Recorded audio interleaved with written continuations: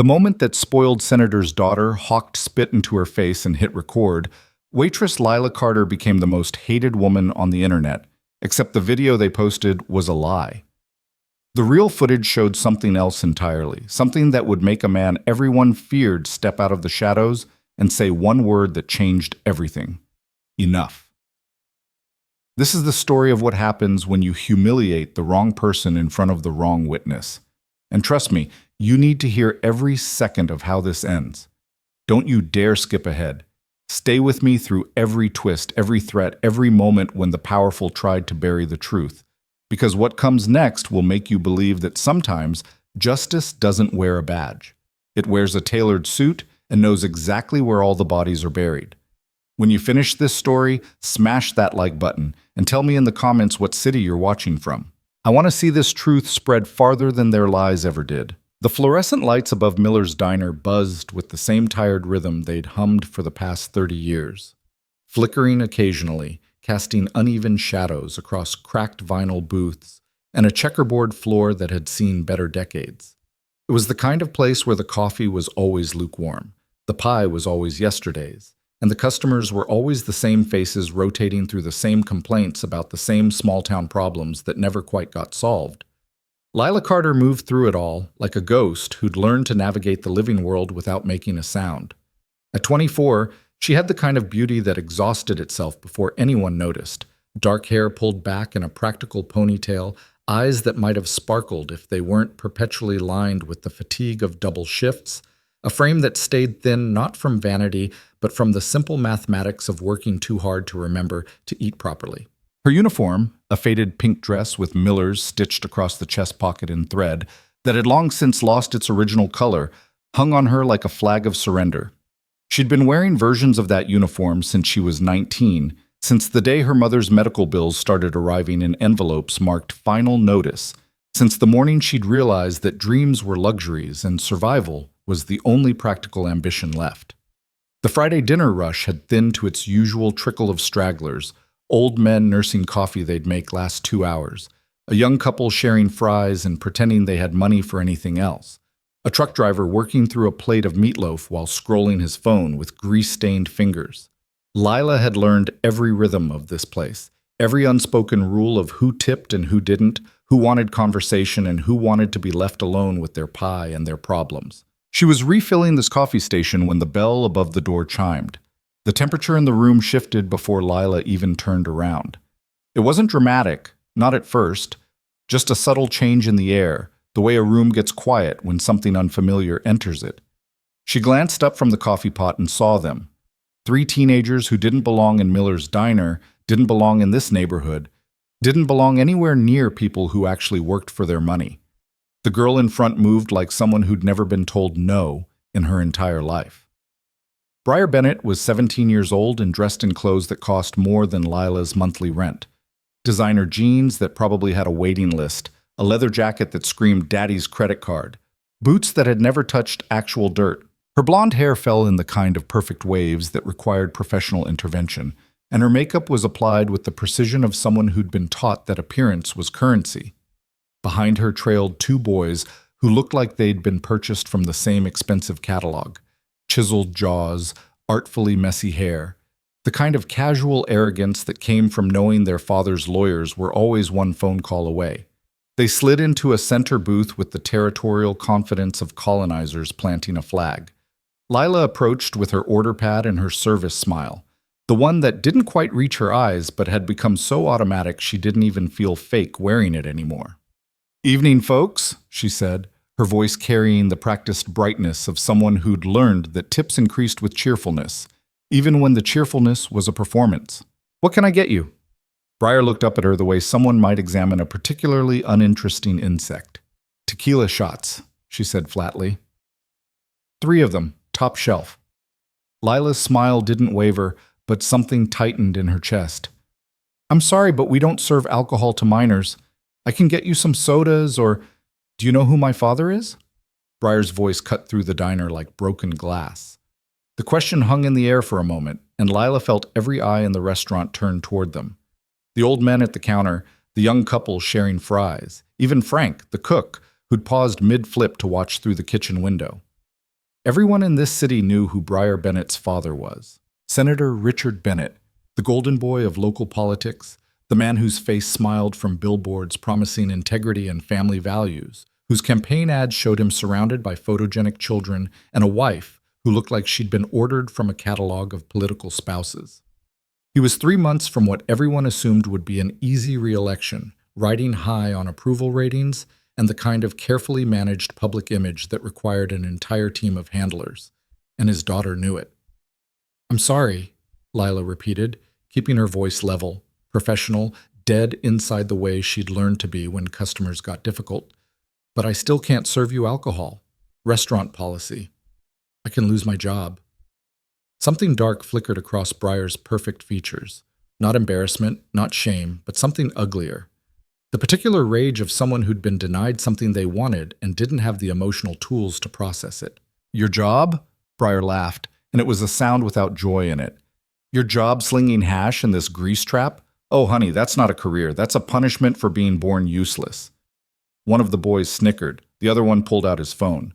Lila felt her face flush, but she kept her expression neutral. She'd dealt with worse than spoiled rich kids. She'd dealt with drunk truckers who got handsy, businessmen who propositioned her in whispers, women who screamed about cold coffee like it was a personal attack. She could handle this.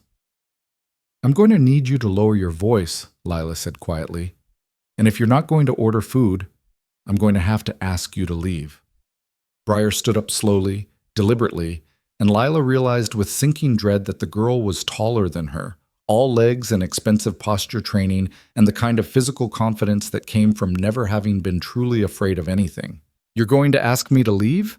Breyer's voice rose, performing now for an audience. "You, some washed-up waitress who probably lives in a roach motel and smells like grease and desperation. You think you get to tell me what to do?" The phone was definitely recording now. Lila could see the red light, see the way the boy was angling it to catch both of their faces. "Please," Lila said, and hated the way her voice wavered. "Please just go." "Make me." Breyer stepped closer, invading Lila's space in the way bullies do when they know they have an audience, when they know the power dynamic is tilted entirely in their favor. "Come on, Poverty Barbie. Make me leave." Lila took a breath, ready to walk away, ready to get frank or call the manager or do anything to de-escalate the situation before it became something worse. She never got the chance. Breyer's face twisted into something ugly and deliberate, and then she did something Lila's exhausted, humiliated brain couldn't process fast enough to stop. She spat directly in Lila's face. The wetness hit Lila's cheek like a slap, warm and shocking and so deliberately degrading that for a moment the entire diner seemed to freeze. Time stretched strange and elastic. Lila could hear the hum of the fluorescent lights, could smell the coffee and fryer grease, could feel every eye in the restaurant locked on her face where Breyer's saliva was sliding down her skin. The phone captured it all, every second, every angle. Breyer smiled like she'd just won something. "That's what trash deserves," she said sweetly. "Trash treatment." The boys laughed, nervous, excited laughter that came from seeing something forbidden, something that would get talked about, something that would live forever on social media.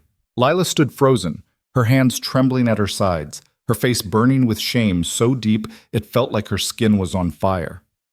Around her, the diner remained silent. The old men looked away. The young couple suddenly became very interested in their fries. Frank disappeared back into the kitchen. No one moved. No one said anything. This was how power worked in small spaces. You watched. You stayed quiet. You didn't get involved because getting involved meant becoming a target yourself. Lila raised one shaking hand to her cheek, ready to wipe away the humiliation, ready to run to the bathroom and lock herself in a stall until the world stopped spinning. Then a voice cut through the silence like a knife through silk. "That won't be necessary." The voice came from the corner booth, the one that stayed in shadow even when the sun was high, the one that people avoided without quite knowing why, the one where the fluorescent lights seemed to flicker more than anywhere else. A man stood up from that booth, and the temperature in the diner dropped 10 degrees.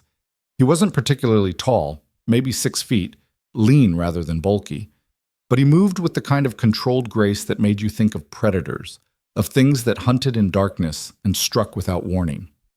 His suit was dark and perfectly tailored, probably costing more than Breyer's entire outfit, and his face was the kind that didn't age so much as calcify.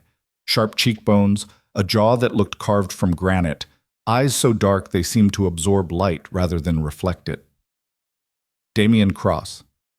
Even Lila knew that name, though it was never spoken above a whisper in places like this. Everyone knew it. The man who owned half the city through channels that didn't appear on any official documents. The one who made problems disappear. The one whose business dealings existed in that gray space between legal and lethal, where questions didn't get asked because people who asked questions had a tendency to stop asking anything at all. He walked toward them with unhurried steps, each footfall deliberate and somehow louder than it should have been. When he reached Lila, he pulled a pristine white handkerchief from his pocket, silk, monogrammed, probably worth more than her weekly paycheck. "May I?" he asked, and his voice was surprisingly gentle. Lila nodded, unable to form words, unable to process what was happening. Damian Cross, the most dangerous man in the city, the man whose name made hardened criminals nervous, the one everyone recognized but no one ever acknowledged, reached out and gently wiped Breyer's spit from Lila's cheek. The gesture was so tender, so unexpectedly protective, that Lila felt something crack inside her chest. Then Damian turned to Breyer and his face became something else entirely. Still calm, still composed, but with an edge of barely contained violence that made the air itself feel dangerous. "Pick it up," he said quietly, holding out the soiled handkerchief. Breyer had gone pale, all her performative confidence evaporating like steam. I don't." The napkin. Damian's voice never rose, never hardened, but somehow became more terrifying for its softness. "Pick it up, fold it, and apologize to this woman whose face you just used as target practice for your daddy issue tantrum." One of the boys started to move, started to say something about calling the police, about knowing their rights, about who they were. Damian turned his head just slightly, barely a movement at all, and the boy's voice died in his throat. "I know exactly who you are," Damian said, each word precise as a scalpel. "I know your names, your addresses, your parents' credit card numbers, and your browsing histories. I know which one of you has a cocaine problem he thinks is a secret, and which one is sleeping with his calculus teacher. I know things about you that you don't know about yourselves yet. So when I suggest you sit down, shut up, and let your friend here finish what she started, I'm not making a request. I'm giving you an opportunity to leave this diner with the same number of teeth you walked in with." The boys sat down so fast their chairs squeaked. Breyer was shaking now, her perfect makeup starting to run as tears of genuine fear leaked from her eyes. She bent down, picked up the handkerchief with trembling fingers, and folded it with the careful precision of someone defusing a bomb. "I'm sorry," she whispered, not looking at Lila. "I'm sorry. I'm sorry. I'm so sorry." "Look at her when you apologize," Damian said. "She's a person, not a concept. She has a name, a life, problems you couldn't even imagine in your privileged little bubble. You just tried to humiliate her for entertainment. The least you can do is acknowledge her humanity when you beg her forgiveness." Breyer raised her eyes to Lila's face, and for the first time she looked like what she actually was, a scared 17-year-old who'd made a terrible mistake and just realized there were consequences in the world after all. "I'm sorry," she said again, and this time it sounded real. "I'm so sorry." Damian held out his hand for the folded handkerchief. Breyer placed it in his palm like she was handling something sacred. "Now leave," Damian said. "And if I see that video posted anywhere online, if I even catch a whisper of this story being told with the details rearranged to make you the victim, I will have a very long conversation with your father about the creative accounting happening in his campaign finances. Do we understand each other?" Breyer nodded so hard her neck must have hurt. "Good. Go home. Grow up. Learn that the world is full of people who matter just as much as you do, even when they're serving you coffee." The three teenagers fled like the diner was on fire, stumbling over each other in their rush to reach the door. The bell chimed as they burst through it, and then they were gone, leaving nothing but the echo of their panic and the stunned silence of everyone who'd just witnessed something they'd be talking about for years. Damian turned back to Lila, his face softening again into something almost human. "Are you all right?" he asked. Lila realized she was crying, silent tears streaming down her face, her whole body shaking with the delayed shock of what had just happened, what could have happened, what this stranger had just stopped from happening. "I don't—" Her voice broke. "I don't know how to—" "You don't have to say anything," Damien said gently. He pulled out a card from his pocket. Heavy stock, embossed lettering, a phone number, and nothing else. "If there's any fallout from this, any problems, you call that number, day or night. Understood?" Lila took the card with numb fingers, staring at it like it was written in a language she couldn't read. "Why?" she managed to ask. "Why would you—" "Because someone should have," Damien said simply. "And everyone else chose not to." He walked back to his corner booth, sat down, and resumed eating his dinner like nothing unusual had just occurred. Around him, the diner slowly came back to life, conversations resuming in hushed tones, forks scraping against plates, the coffee machine hissing and gurgling. But everything had changed. Lila could feel it in the way people looked at her now, not with pity anymore, but with something else. Uncertainty. Wariness. Like she'd become something different just by being defended. Like association with Damien Cross was a contagion that spread through proximity. She finished her shift in a daze, going through the motions of refilling coffee and clearing tables while her mind spun in circles, trying to process what had happened, what it meant, what happened next. At closing time, Frank, a 50-year-old man who'd worked at Miller's since before Lila was born, pulled her aside by the coffee station. "You need to be careful," he said quietly, his weathered face creased with concern. "That man, what he did was decent, sure. But decent and safe aren't the same thing. You understand?" Lila nodded, though she wasn't sure she understood anything anymore. She walked home through streets that felt different than they had that morning. The same cracked sidewalks, the same broken streetlights, the same boarded-up storefronts that marked her neighborhood as the kind of place people ended up rather than chose. But now the shadows seemed deeper, the silence more loaded with possibility. Her apartment was a fourth-floor walk-up in a building that should have been condemned a decade ago. Water-stained walls, a bathroom shared with 3 other units, a hot plate instead of a stove, because the building's gas had been shut off for safety violations. She'd lived here for 3 years, ever since her mother died and left her with nothing but medical debt and the kind of grief that made small spaces feel safer than open ones. She locked the door behind her, 3 locks, a chain, a deadbolt she'd installed herself, and finally let herself collapse. The tears came properly then, racking sobs that shook her whole body, crying for the humiliation and the fear and the unexpected kindness and the terrifying knowledge that her small, invisible life had just been thrown into a spotlight she never wanted. She cried herself to sleep on her second-hand couch, still wearing her uniform, the business card clutched in her hand like a talisman against the dark. She woke to her phone buzzing like an angry hornet.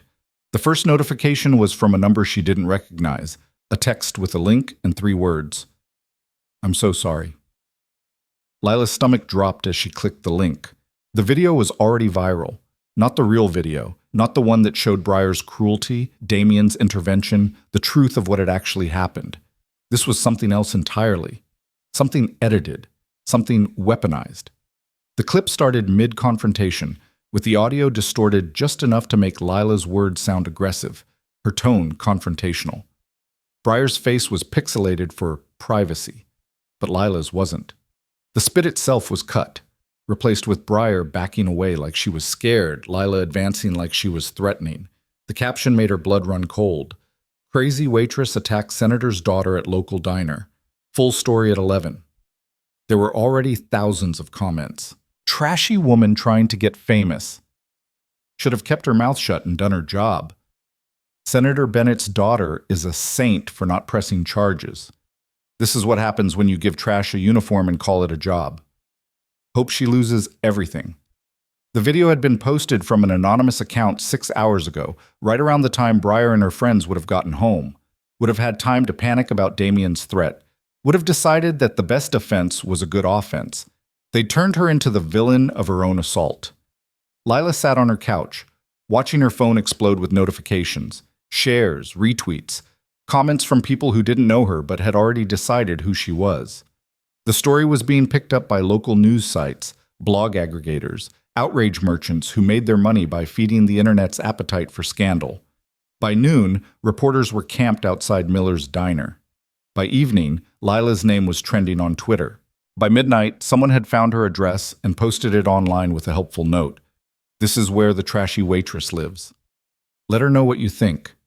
She sat in her apartment with all the lights off, listening to footsteps in the hallway, watching shadows pass under her door. Her phone an endless stream of hate mail and death threats and messages from strangers who'd appointed themselves judge, jury, and executioner. You should kill yourself. Welfare trash looking for a payday. Hope someone teaches you a lesson. Your mother would be ashamed. That last one hurt more than all the others combined, because her mother was dead, had died exhausted and in debt, and Lila was living the exact life her mother had feared for her, invisible, exploited, blamed for crimes she didn't commit. She'd already lost everything that mattered. What was left to take? The knock on her door at 2 a.m. nearly stopped her heart. Lila Carter? A man's voice, official sounding, the kind of tone that came from people who expected to be obeyed. NYPD, we need to talk to you about the incident at Miller's diner. She opened the door with the chain still on. 3 men in suits, badges visible, but something off about the whole presentation. Wrong. Staged. We're here about the incident at Miller's diner, the first man said. He was in his 40s, heavy set, with the kind of face that had learned to wear authority like a mask. Mind if we come in? It's 2 a.m, Lila said, her voice shaking. Can this wait until... Senator Bennett's daughter is pressing charges, the man interrupted, pulling out a document. Assault, harassment, public disturbance. You're looking at serious jail time unless we can work something out right now. The world tilted sideways. Jail time? Lila's voice came out as a whisper. I didn't do anything. She spat on me. There were witnesses.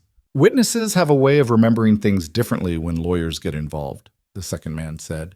He was younger, sharper, with eyes like a shark sensing blood in the water. Especially when those lawyers work for a senator.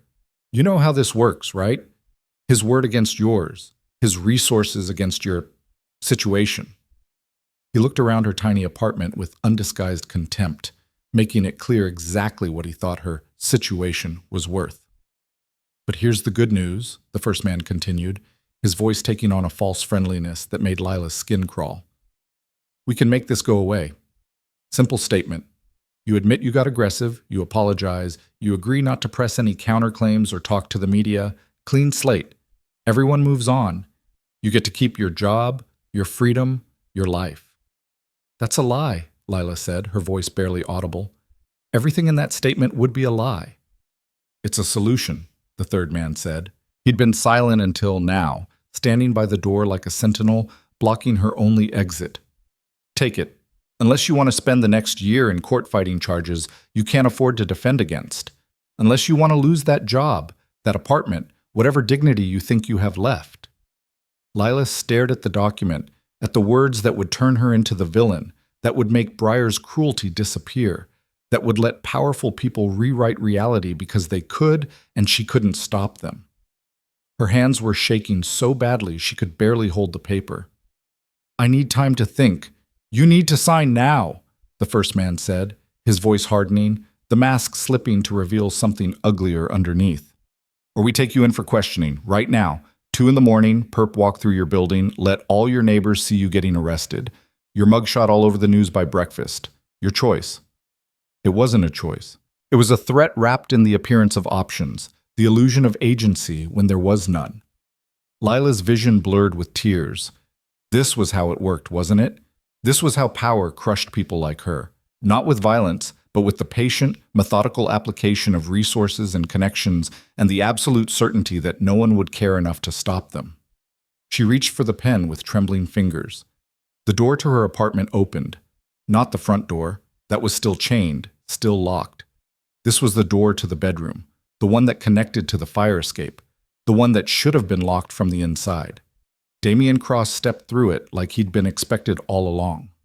He was still wearing a suit, different from the one at the diner, but just as perfectly tailored, just as expensive, dark as midnight and sharp as a threat. He moved through her apartment like he owned it, like space itself rearranged to accommodate him. "Gentlemen," he said, his voice pleasant and cold as winter sunlight. "I don't recall anyone inviting NYPD to harass young women in their homes at 2 in the morning.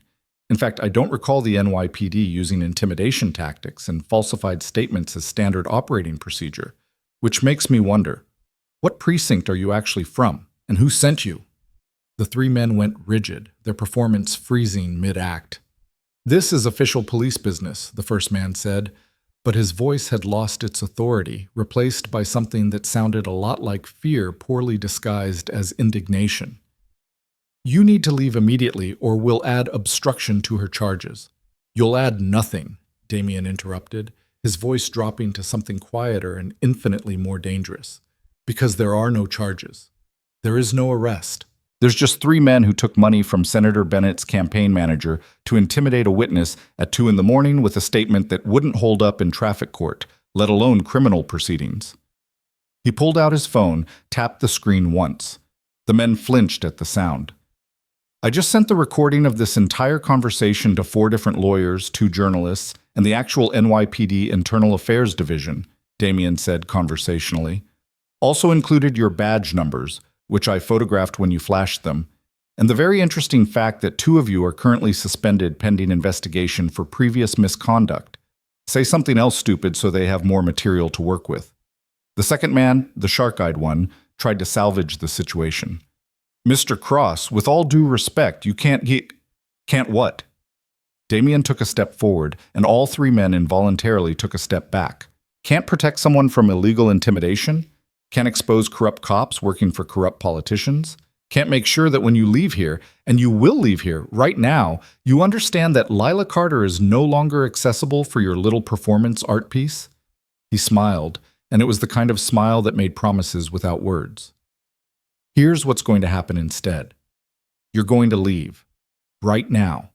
You're going to tell whoever sent you that Lila Carter is under my protection, which means she's untouchable. Any further contact goes through my lawyers. Any official visits get documented, recorded, and sent to every news outlet in this city, along with a very detailed explanation of Senator Bennett's creative approach to witness tampering. And if I find out you've been anywhere near her again, if I even hear your names mentioned in the same sentence as hers, I will make sure the very creative interpretation of police procedure you've demonstrated tonight becomes a very public, very career-ending conversation. Do we understand each other?" The silence that followed was absolute. Then the first man nodded once, quickly, and the 3 of them practically fled from the apartment, stumbling over each other in their haste to escape. Damien locked the door behind them, checked the chain, turned back to Lila. She was still standing there, holding the unsigned statement, shaking so hard her teeth were chattering, her eyes wide with shock and delayed terror, and something else she couldn't quite name. "How did you—" she started, her voice breaking. "How did you know they would—" "Because I know how these things work," Damien said, his voice gentler now, the predator retreating to reveal something almost human underneath. "Senator Bennett is desperate. His daughter created a problem, and instead of handling it with honesty, he's trying to handle it with power, money, intimidation, the tools he's used his entire career. But those tools only work when the other side doesn't have equal power pushing back." "I don't have any power," Lila whispered. "No," Damien agreed, "but I do. And right now, that's the same thing." He walked to her window, looked out at the city spread below them like a circuit board of lights. "The fire escape has been broken for 3 weeks. Building inspector noted it, but no one fixed it. I fixed it tonight. Also installed a better lock on that door, though clearly I can bypass it when necessary. You should get your landlord to actually maintain this place, but I suspect your landlord is barely maintaining his own sobriety." "You've been watching me?" The words should have sounded scared, accusatory. Instead, they came out exhausted, resigned, like one more impossible thing in a day full of impossible things. "I've been making sure you're safe," Damien corrected. "There's a difference. After what happened at the diner, I knew there'd be pushback. The senator's people, the internet mob, maybe even legitimate law enforcement who actually believe the edited video. I didn't think they'd move this fast, but clearly I underestimated how nervous Bennett is about his re-election." He took the statement from her hands, read it over with the focused attention of someone scanning for weaknesses, then calmly tore it into pieces. The sound of ripping paper was shockingly loud in the small apartment. "You're not signing anything," he said, each word deliberate. "You're not apologizing for being victimized. You're not letting them turn you into the villain of your own assault. And you're definitely not staying here where they know how to find you, where they can show up at 2 in the morning with new threats and new lies." "Where am I supposed to go?" Lila asked, and hated how small her voice sounded, how much she sounded like the helpless victim everyone seemed determined to make her. "My penthouse," Damien said simply, like he was offering her a cup of coffee instead of completely upending her life. "Top floor of the Meridian building. Secured elevator, private entrance, security that actually understands the concept of protecting people instead of threatening them. You'll be safe there." Lila laughed, a broken, slightly hysterical sound that came from somewhere deep in her chest. "I can't just move in with you. I don't even know you. You're—" She stopped, unsure how to finish that sentence. "You're dangerous. You're a criminal. You're the last person I should trust. You're the only person who's helped me. I'm the only person in this city who has both the ability and the inclination to keep you safe right now," Damien finished for her, reading the conflict on her face with unsettling accuracy. "Yes, I'm dangerous. Yes, my business dealings exist in moral gray areas that would probably horrify you if you knew the details. Yes, getting involved with me will complicate your life in ways you can't imagine yet. But right now, this moment, the choice is brutally simple. Come with me where you'll be protected, or stay here where you'll be vulnerable. Choose." Lila looked around her apartment, the water stains spreading across the ceiling like maps of imaginary continents, the broken heater that meant she slept in 2 sweaters during winter, the hot plate she cooked instant ramen on because it was all she could afford and all the broken stove would allow. This place had been her refuge, her small, safe space carved out of a hostile world through sheer force of will and 70-hour work weeks. Now it was a trap. A place they knew about. A place they could reach her.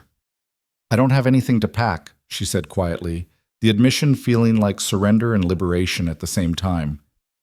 "Everything I own fits in a backpack." Something flickered across Damien's face.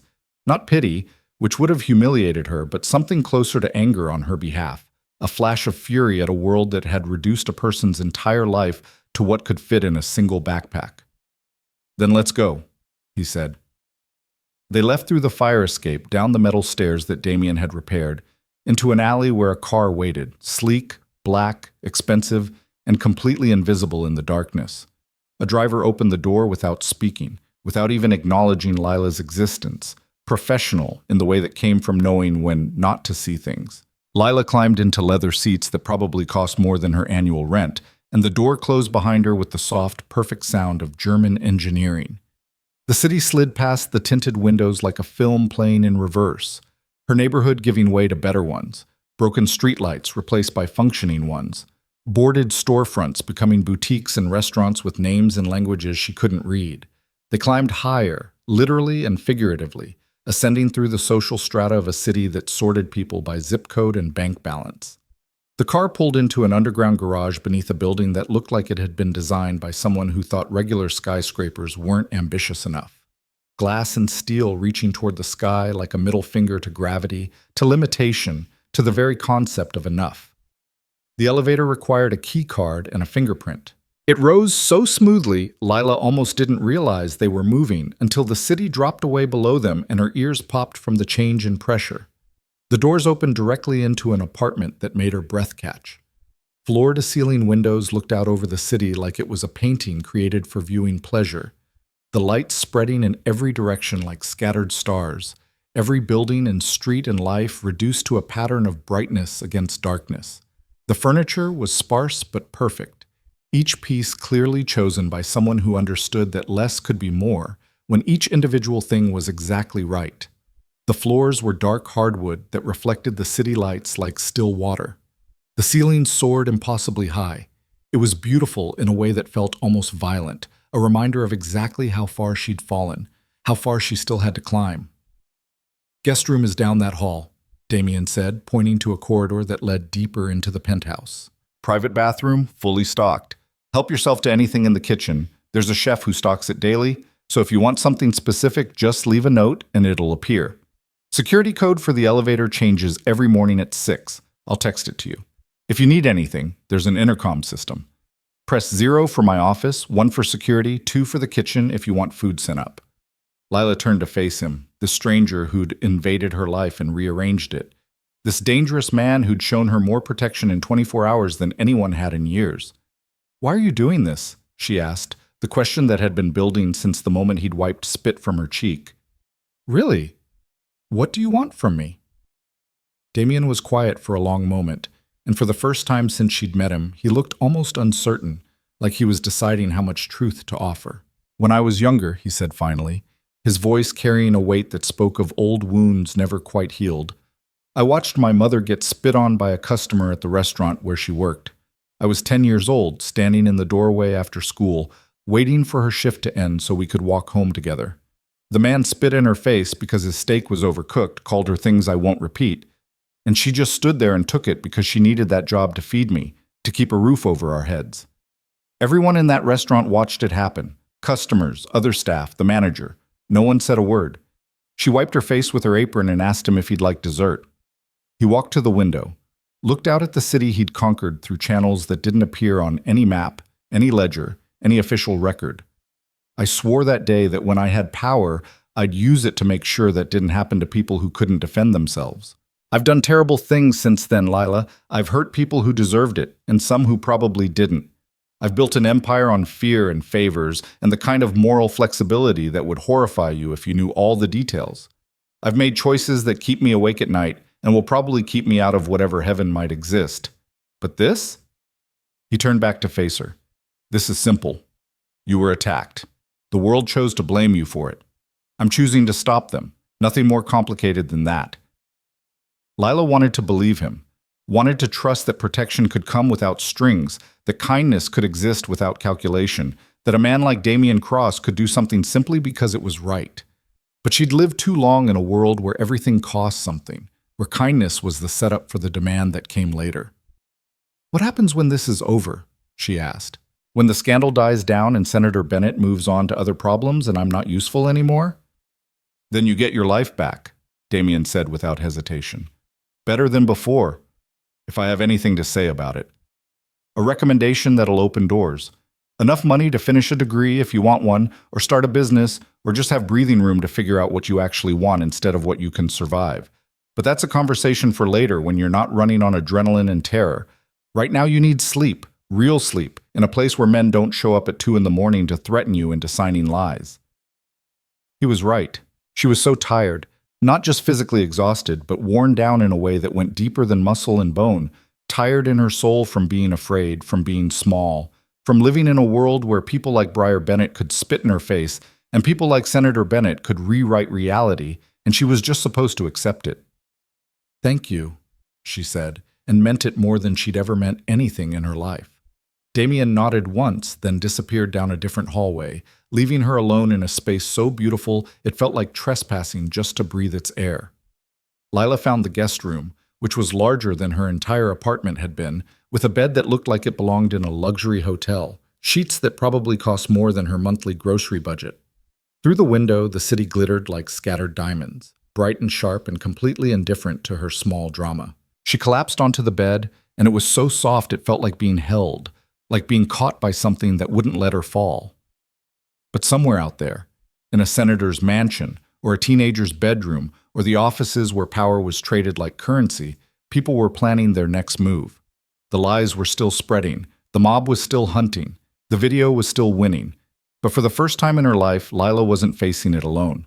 She fell asleep with that thought, wrapped in expensive sheets that smelled like lavender and safety, and dreamed of fire escapes that led to penthouse suites, of dangerous men with gentle hands, of a world where justice might actually mean something more than a word politicians used in speeches they didn't believe. Outside, the city hummed with its usual chaos, sirens and traffic, and the endless motion of 8 million lives colliding and separating in patterns too complex to predict, too vast to control.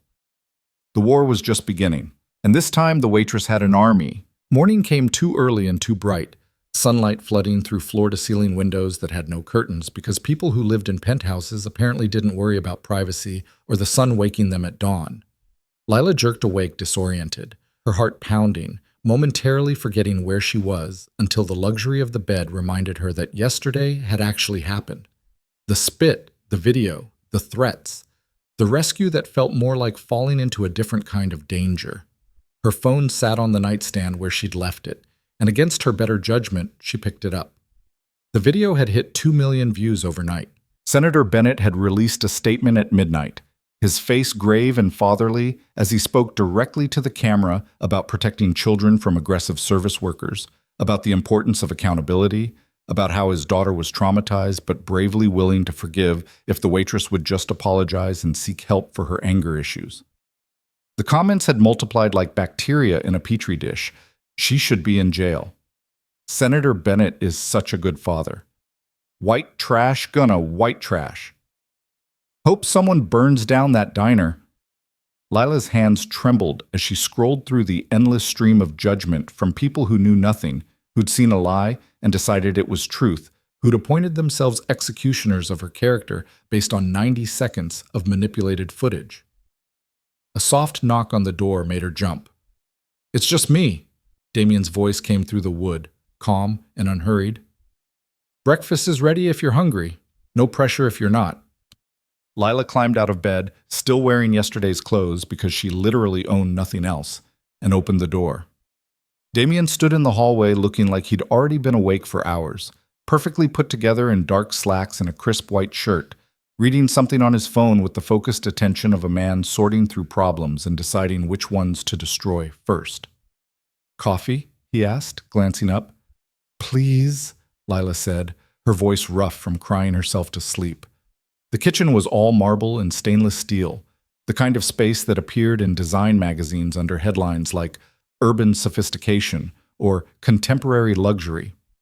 A spread of food covered the island, fresh fruit, pastries that looked like they'd been delivered from some expensive bakery, eggs prepared 3 different ways, coffee that smelled like it cost more per pound than Lila's hourly wage. "I didn't know what you liked," Damien said, pouring coffee into a cup that probably had a pedigree. "So I had them send options." "Them?" Lila asked. "The chef, the staff, the people who make this building run." Damien handed her the coffee, and she wrapped both hands around it like it was the only solid thing in a world that had turned liquid and strange. "You'll meet some of them eventually. They're discreet, efficient, and paid well enough to ignore anything unusual they might see or hear." Lila took a sip of coffee and nearly moaned. It was perfect, rich and smooth, and exactly the right temperature, the kind of coffee she'd served thousands of cups of, but never actually tasted herself. "The video's at 2 million views," she said quietly, staring into the dark surface of her cup like it might hold answers. 2.3 million as of 10 minutes ago, Damien corrected, pulling up a tablet and sliding it across the marble counter toward her. "And Senator Bennett's statement has been picked up by every major news outlet. He's doing the morning show circuit in 3 hours. Already scheduled appearances on 4 different programs to discuss the importance of accountability and protecting children from unstable adults." Lila felt something cold settle in her stomach. "So he's winning." "He thinks he's winning," Damien said, and there was something sharp in his voice, something that suggested he knew the difference between appearing to win and actually winning. "Right now, he's controlling the narrative because he has resources, platforms, and the benefit of people's tendency to believe the first story they hear. But narratives can shift. All it takes is the right leverage applied at the right moment." "What leverage?" Lila asked. "The real video? You told Breyer not to post anything online. You threatened her about changing the story. She did it anyway because her father's protecting her." "Oh, I threatened her about posting the original video," Damien said calmly, taking a pastry and breaking it apart with precise movements. "She didn't post anything. Her father's campaign team did. They edited the footage, weaponized it, and launched it through anonymous accounts that can't be traced back to them directly. It's professional, calculated, and exactly what I expected them to do." "Then how do we fight it?"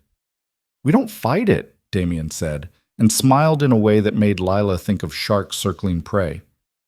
"We bury it under something bigger, but first we need to document every move they make. Every threat, every lie, every attempt to manipulate the truth.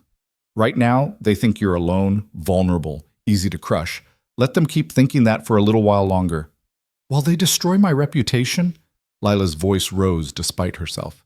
While everyone in the city thinks I'm some crazy waitress who attacks teenagers? Your reputation among people who don't know you doesn't matter, Damien said flatly. What matters is building a case so airtight that when we move, they can't recover. Trust me on this. I've been playing this game a lot longer than Senator Bennett has. A phone rang. Not Lila's, but a landline built into the wall, old-fashioned and somehow more official because of it.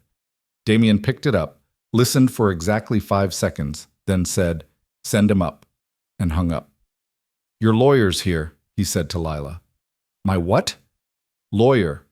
Marcus Chen. Best defense attorney in the city, specializes in cases where wealthy people try to crush regular people with lawsuits they can't afford to fight. He's going to make sure that if Bennett tries to press charges or file civil suits, we're ready." The elevator chimed and a man stepped out, Asian, mid-40s, wearing a suit that cost serious money but looked lived in, carrying a briefcase that had seen actual use rather than serving as an accessory. He had the kind of face that looked friendly until you noticed the eyes, which were sharp and calculating and missed absolutely nothing. "Marcus," Damien said, "this is Lila Carter." "Ms. Carter," Marcus said, shaking her hand with a grip that was firm without being aggressive. "I've reviewed the footage, both versions. I've also pulled Senator Bennett's financial records, his daughter's social media history going back 3 years, and the employment records of the 3 men who visited you last night. We have options." He opened his briefcase and pulled out a folder thick with documents. "First option. We go public immediately with the real footage, file counter charges, and turn this into a media war. High risk, high reward. You become the face of fighting back against political corruption, but you also paint a target on yourself that won't fade." "Second option?" Lila asked, her mouth dry. "We build quietly. Document everything they do, every threat, every lie, every witness they try to intimidate. Then we release it all at once, coordinated and comprehensive, turning their own tactics against them. Lower risk, higher reward, but it requires patience and letting them think they're winning for a while longer. Third option? You sign a settlement, take money to go away quietly, and let them rewrite history," Marcus said bluntly. "I don't recommend it, but it is an option. Sometimes survival matters more than truth." Lila looked between Marcus and Damien, these 2 men who'd appeared in her life like characters from someone else's story, offering her choices that all felt impossible. "What would you do?" she asked Damien. "I'd make them regret every lie they told," Damien said without hesitation. "But I'm not you. I don't have to live with the consequences of becoming a public figure, of having my face attached to a scandal that'll follow you for years. This has to be your choice." Lila thought about her mother, who died apologizing to doctors for being sick, who'd spent her last days worrying about the bills she was leaving behind. She thought about every customer who'd treated her like furniture, every boss who'd underpaid her, every landlord who'd ignored her complaints, every system that had told her she mattered less because she was poor. "Option 2, she said. "We build the case, we make it airtight, and when we move, we make sure they can't ever do this to anyone else." Marcus smiled, a real smile that made him look 10 years younger. "I was hoping you'd say that. Let's get started." They spent the next 3 hours in Damien's office, a room that looked like it had been designed by someone who understood that power needed space to breathe. Marcus walked Lila through everything, taking notes in a leather journal, recording her statement about what had actually happened with the kind of attention that made her feel heard for the first time since the spit had hit her face. "The 3 men who came to your apartment," Marcus said. "You said they had badges. Did you get names?" "One of them," Lila said, trying to remember through the fog of fear. "Morrison, I think. Officer Morrison." "Thomas Morrison," Damien supplied, pulling up a file on his computer. "Suspended 6 months ago for excessive force, reinstated after his union filed a complaint. His partner last night was James Cutler, also suspended, also reinstated, pattern of working security for political campaigns when he's off duty. The third one was private security, not actual NYPD. Name's Derek Walsh, works for a firm that specializes in reputation management for wealthy clients." "How do you know all this?" Lila asked. "Because I make it my business to know who's corrupt and how corrupt they are," Damien said simply. "Information is leverage, and leverage is power. Morrison and Cutler have been doing Bennett's dirty work for years, intimidating witnesses, making problems disappear, using their badges to give legitimacy to what's essentially legal thuggery. Marcus made another note. We'll file a formal complaint with Internal Affairs, but don't expect much movement there. Bennett has friends in the department. What matters is documenting the pattern. Every threat, every contact, every attempt to coerce you becomes evidence of a coordinated campaign to obstruct justice. Lila's phone buzzed with an incoming call. Miller's Diner. She answered with a sense of dread already settling in her chest. Layla? It was Frank, and he sounded tired. I need you to not come in for a while. Manager's orders. He's getting death threats. People showing up demanding to know if you still work here. Protesters outside saying they'll boycott until you're fired. I'm sorry, kid. It's not fair, but I understand, Lila said, her voice hollow. Thanks for calling, Frank. She hung up and looked at Damien. I just lost my job. Good, Damien said, and when Lila stared at him in disbelief, he continued. That job was killing you slowly anyway. Poverty wages, no benefits, no future. Now we add wrongful termination to the list of damages. Marcus, make a note. Economic harm caused by false allegations. We'll calculate lost wages, emotional distress, damage to future employment prospects. I needed that money, Lila said, panic rising in her throat. I have rent, bills. You had rent and bills, Damien corrected. Past tense. Right now you have protection, legal representation, and a case that's going to make Senator Bennett wish he'd taught his daughter basic human decency. The money will be handled. Focus on the fight. Lila wanted to argue, wanted to insist on her independence, but the truth was she had nothing left to be independent with. Her job was gone. Her apartment wasn't safe. Her reputation was destroyed. All she had was the help of a dangerous man and the fragile hope that truth might actually matter. Her phone buzzed again, this time a text from a number she didn't recognize. You should have signed the statement, last chance to make this easy. We know where you are. She showed it to Marcus, who photographed it immediately. Send that to me, he said. Every threat, every message, everything. We're building a timeline. How do they know where I am? Lila asked, looking around the penthouse like it might have hidden cameras. They don't, Damien said calmly. They're fishing, trying to scare you into making a mistake, reaching out, breaking cover. Standard intimidation tactic. Ignore it. But 3 hours later, when Lila was trying to eat lunch she couldn't taste, when her stomach was twisted in knots and her hands wouldn't stop shaking, a different message arrived. This one was from Briar Bennett's Instagram account, a public post, carefully crafted, with a photo of Briar looking small and vulnerable in an oversized sweater. I didn't want to speak out, but after what happened, I feel like I have to. That waitress screamed at me, threatened me, made me feel unsafe just for asking a simple question. My dad says I should press charges, but I don't want to ruin her life. I just want people to know the truth and be safe. Please stop sending her death threats. 2 wrongs don't make a right. Spread kindness. Truth matters.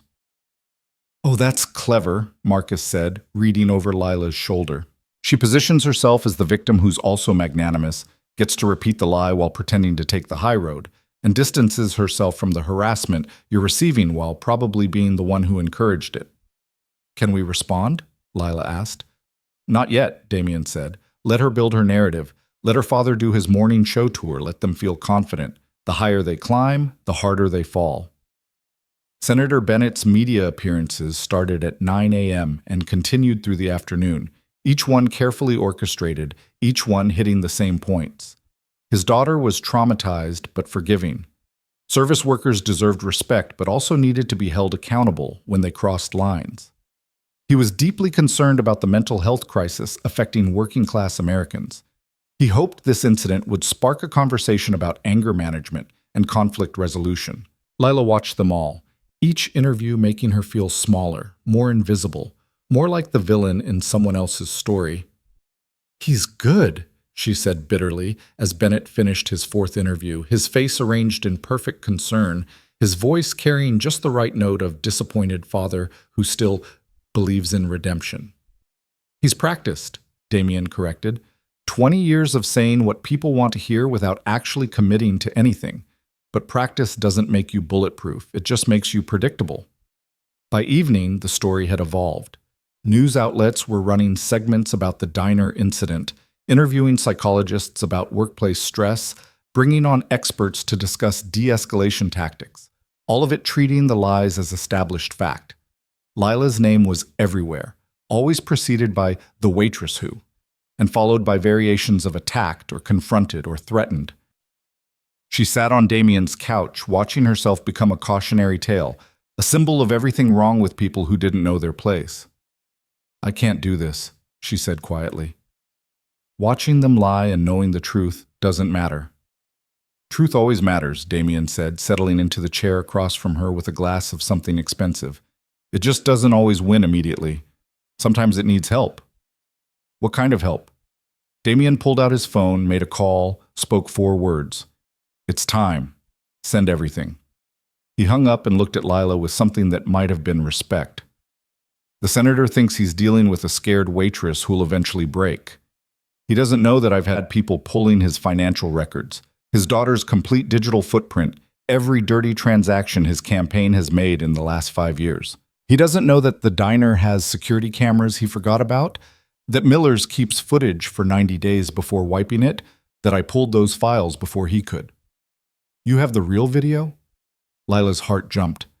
"I have 6 angles of the real video, including one that clearly shows Breyer's friend hitting record before she even approached you, proving premeditation.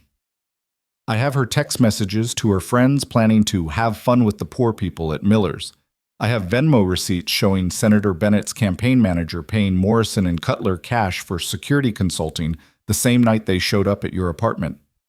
Damien stood, walked to the window, looked out at the city that was currently believing lies about the woman behind him. "I also have documentation of every bribe, every payoff, every creative accounting trick Bennett's used to funnel campaign money into personal expenses. His mortgage payment on a house he claims he doesn't own, his daughter's car that's registered to a shell company, his wife's sister's boyfriend's construction firm that's received $3 million in city contracts since Bennett took office." "Why didn't you release this already?" Lila asked. "Because timing is everything," Damien said. "Right now, Bennett thinks he's won. He's relaxed, confident, doing victory laps on morning television. That's when people make mistakes. That's when they get sloppy. And tomorrow morning, when the entire city wakes up to the real story, the complete story, with evidence and documentation and no way to spin it, he'll realize he didn't win anything. He just dug his grave deeper." Lila felt something uncurl in her chest, something that might have been hope. "What happens tomorrow?" "Tomorrow," Damien said, "the truth goes viral. But that night, at 11 p.m., someone tried to make sure there wouldn't be a tomorrow.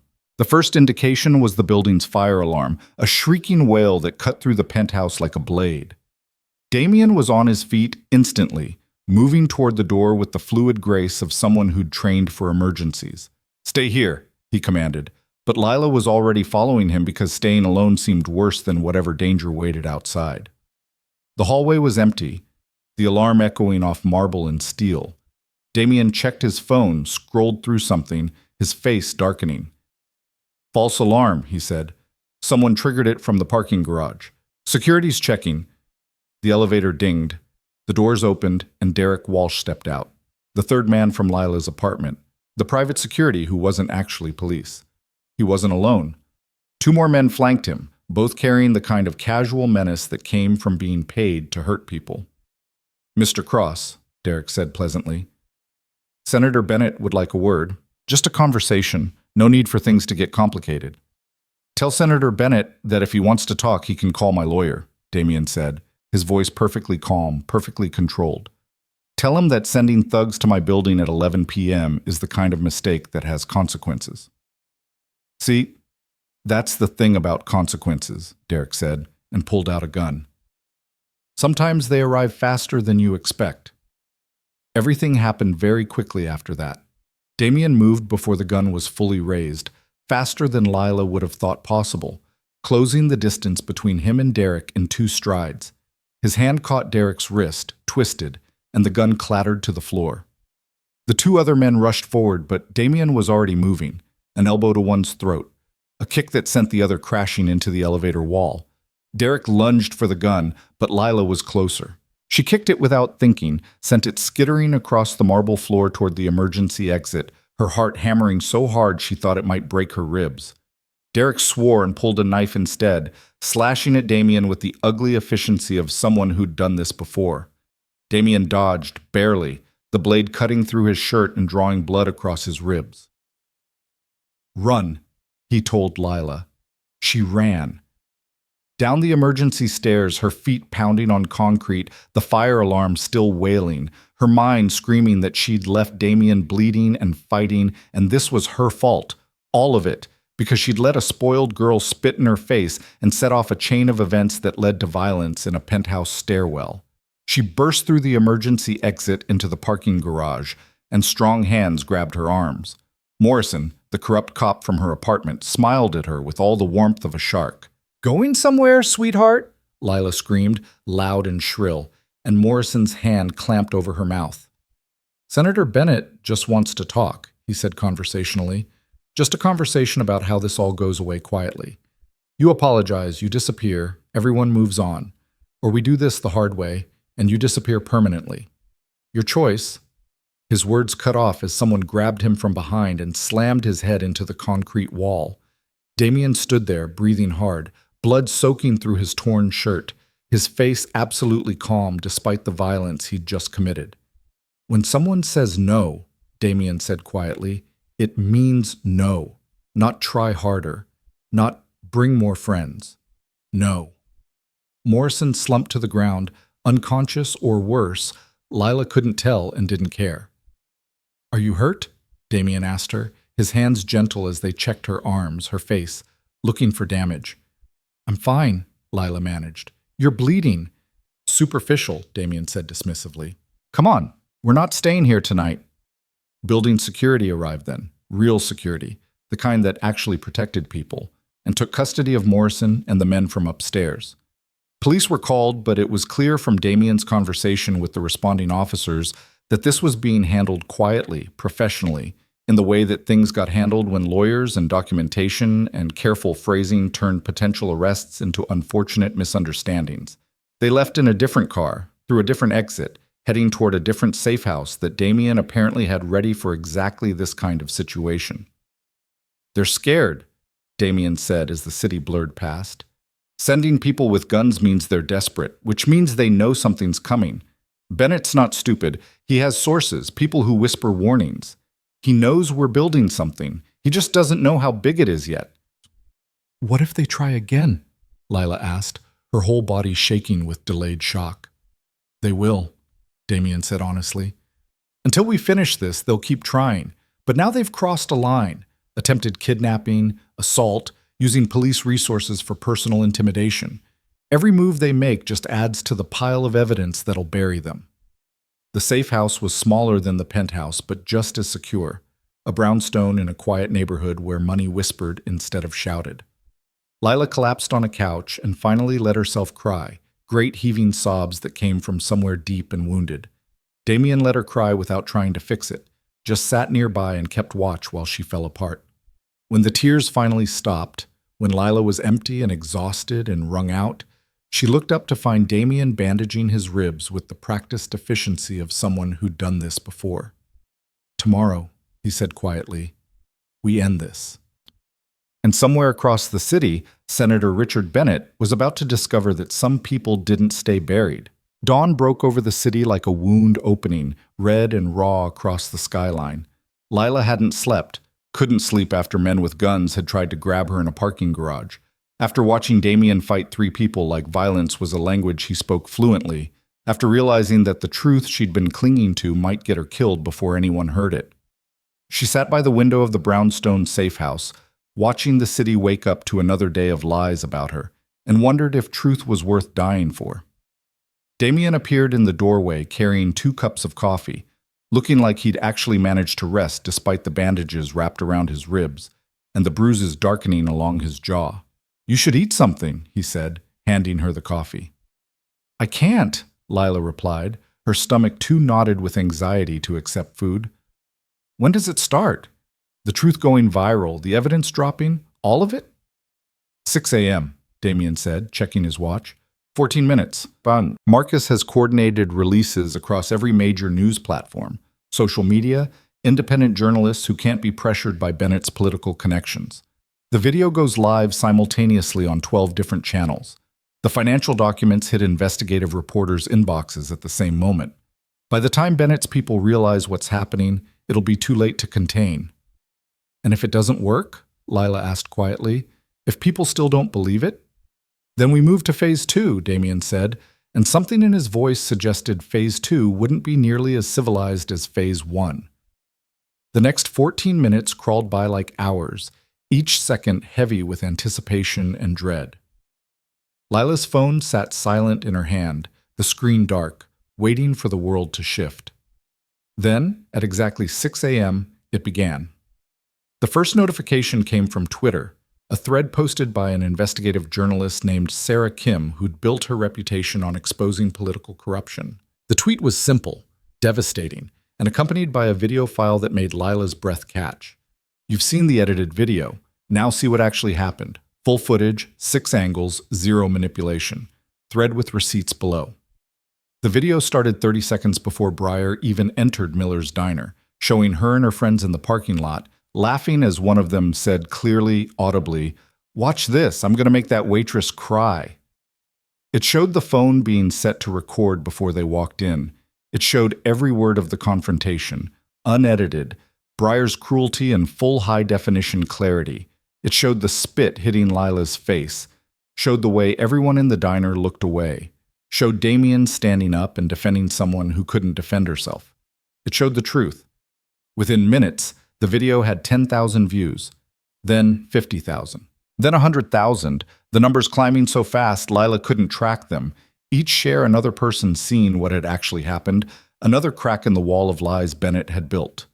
The second wave hit 5 minutes later. Financial documents dropped by 3 different investigative outlets simultaneously, all showing the same pattern of corruption. Campaign funds diverted to personal expenses. Shell companies receiving city contracts. Payments to Morrison and Cutler disguised as security consulting. A paper trail so clear even people who wanted to ignore it couldn't pretend it didn't exist. Lila's phone exploded with notifications. News alerts, social media mentions, messages from people she'd gone to high school with suddenly remembering they'd known her, strangers apologizing for believing the lies, journalists requesting interviews. "It's working," she whispered, watching the tide turn in real time. "It's not just working," Damien said, scrolling through his own phone with something that might have been satisfaction. "It's an avalanche. Bennett's office is being flooded with calls. 3 sponsors have already pulled support from his campaign. The police commissioner just announced a formal investigation into Morrison and Cutler's activities. The city attorney is reviewing all contracts awarded to companies connected to Bennett's family." Sarah Kim's thread continued, each tweet more damning than the last, carefully documenting 3 years of corruption with the kind of meticulous detail that came from someone who'd been building this case for months, just waiting for the right moment to release it. Senator Bennett paid his daughter's friends $500 each to keep quiet after the diner incident. Here are the Venmo receipts. The anonymous account that posted the edited video, created from an IP address registered to Bennett's campaign headquarters. Morrison and Cutler have been on Bennett's payroll for 4 years. Here are 57 instances of them intimidating witnesses, threatening accusers, making problems disappear. Each revelation hit like a hammer blow, and the internet, the same internet that had called for Lila's head 48 hours ago, turned on Bennett with the vicious efficiency of a mob that had been tricked and now wanted blood. By 7 a.m., Senator Bennett was trending #1 worldwide. By 8 a.m., protesters were gathering outside his office. By 9 a.m., his own party was calling for his resignation. Lila watched it all happen from the Brownstones' living room, her hands shaking, tears streaming down her face. Not from sadness this time, but from the overwhelming relief of being believed, of watching the truth do what truth was supposed to do when it had enough evidence behind it. "I need to make a statement," she said suddenly. "People are defending me, but I should speak for myself." "Are you sure?" Damien asked carefully. "Once you step into the public eye, you can't step back out. This will follow you forever, not as the villain anymore, but as the victim who fought back. Some people will make you a symbol. Others will resent you for it. Your privacy ends the moment you start talking. I don't have privacy anymore anyway, Lila said. They took that when they posted the video. At least this way, people hear my voice instead of just reading about me. Marcus arrived an hour later with a video crew, small, professional, people who understood that this wasn't about production value, but about authenticity. They set up in the Brownstones' living room, adjusting lights and angles while Marcus coached Lila on what to say, and more importantly, what not to say. Keep it simple, he advised. Tell your story. Don't attack Bennett directly. The evidence does that for us. Don't get defensive or angry. Just be honest about what happened and how it felt. The internet wants to root for you now. Give them someone to root for. The camera started recording, and Lila looked directly into the lens, at the millions of people who would see this, who would judge her, who would decide if her truth was worth believing. My name is Lila Carter, she began, her voice steadier than she felt. Most of you know me as the waitress from the video, and until 3 days ago, that's all I was. A waitress. Someone easy to ignore, easy to dismiss, easy to turn into a villain when it was convenient. She took a breath, gathering the words she'd been holding in her chest like broken glass. I didn't attack anyone. I didn't threaten a teenage girl. What I did was refuse to serve alcohol to minors, which is the law and my job. What happened next, the spit, the humiliation, the way everyone looked away, that's on the video now, the real video. You can see for yourselves. Her voice cracked slightly, but she pushed through. What you can't see on the video is what happened after. The edited version that made me look violent. The late-night visit from men claiming to be police who tried to force me to sign a false confession. The death threats, losing my job, having my address posted online so strangers could tell me I should kill myself. She leaned forward slightly, making sure they could see her face, see that she was real, human, not a symbol or a headline. I'm not special. I'm just someone who got attacked and refused to lie about it, and that made powerful people nervous. Senator Bennett could have told his daughter to apologize. Instead, he tried to bury me. He used his resources, his connections, his power to turn the truth into a lie because he could. Because people like me aren't supposed to fight back. She felt tears building, but didn't wipe them away. I'm grateful to everyone who's helped me, my lawyer, the journalists who investigated, the people who actually looked at the evidence before judging. But mostly, I want other people in my position to know something. You don't have to accept being treated like you're disposable. You don't have to sign the false confession or take the settlement or quietly disappear. Sometimes the truth wins. Not always. Not easily. But sometimes. She looked at the camera for one more moment, then nodded. That's all I wanted to say. Thank you for listening. The video was uploaded at 11 a.m. and had 1 million views by noon. The comments were overwhelmingly supportive, people sharing their own stories of being bullied by employers or threatened by people with power. The video becoming a lightning rod for everyone who'd ever been told their truth didn't matter. But not everyone was celebrating. At 1 p.m., Senator Bennett held a press conference. He looked older than he had in his morning show appearances. The confident father figure persona replaced by something defensive, cornered, desperate. These allegations are a coordinated attack by my political opponents, he read from a prepared statement, his voice tight.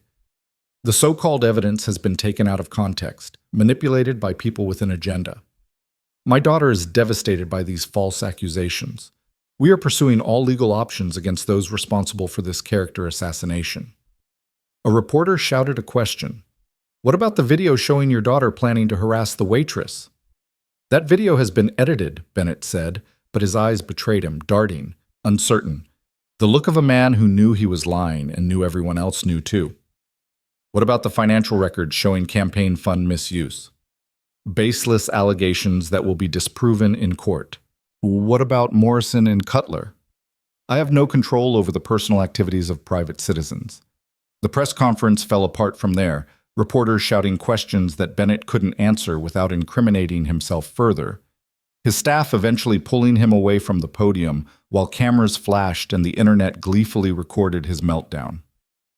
Lila watched it from the brownstone and felt something shift inside her. Not triumph exactly, but a grim satisfaction that came from watching someone who'd tried to destroy her fail so publicly, so completely. He's finished, Marcus said. appearing beside her with a tablet showing real-time polling data. His approval rating dropped 30 points in 6 hours. The party's already looking for someone to replace him on the ballot. His career is over. What about Breyer? Lila asked. She's 17. Does she just get away with starting all of this? Legally, she's a minor, so criminal charges are unlikely, Marcus said. But socially? Her face has been plastered across the internet as the spoiled rich girl who spat on a waitress for fun. Every college she applies to will Google her name and find this.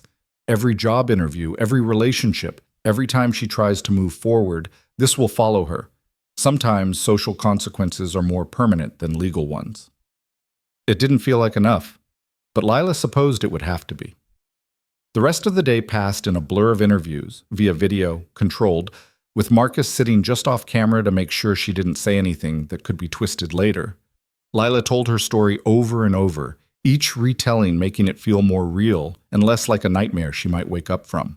By evening, Miller's Diner had reopened with a new manager and a statement apologizing for their handling of the situation, offering Lila her job back with a raise and a promise of better working conditions. She turned it down. Why? Frank asked when he called to personally apologize.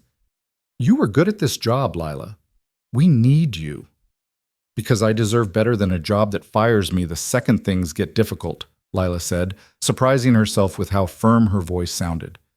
Because I'm worth more than minimum wage and hoping for decent tips. Thank you for calling, Frank, but I'm done being invisible. She hung up and found Damien watching her with something that might have been approval. Good, he said simply. You should aim higher. Higher at what? Lila asked. I don't have a degree. No skills except serving coffee and keeping my mouth shut when people are terrible. You have something more valuable than skills, Damien said. You have a story that resonates. People are inspired by what you did, not just surviving, but fighting back. That's currency in the right markets. Before Lila could ask what he meant, his phone rang. He answered, listened for 10 seconds, then his face went absolutely still. When? He asked, his voice dangerously quiet. A pause. I'll handle it.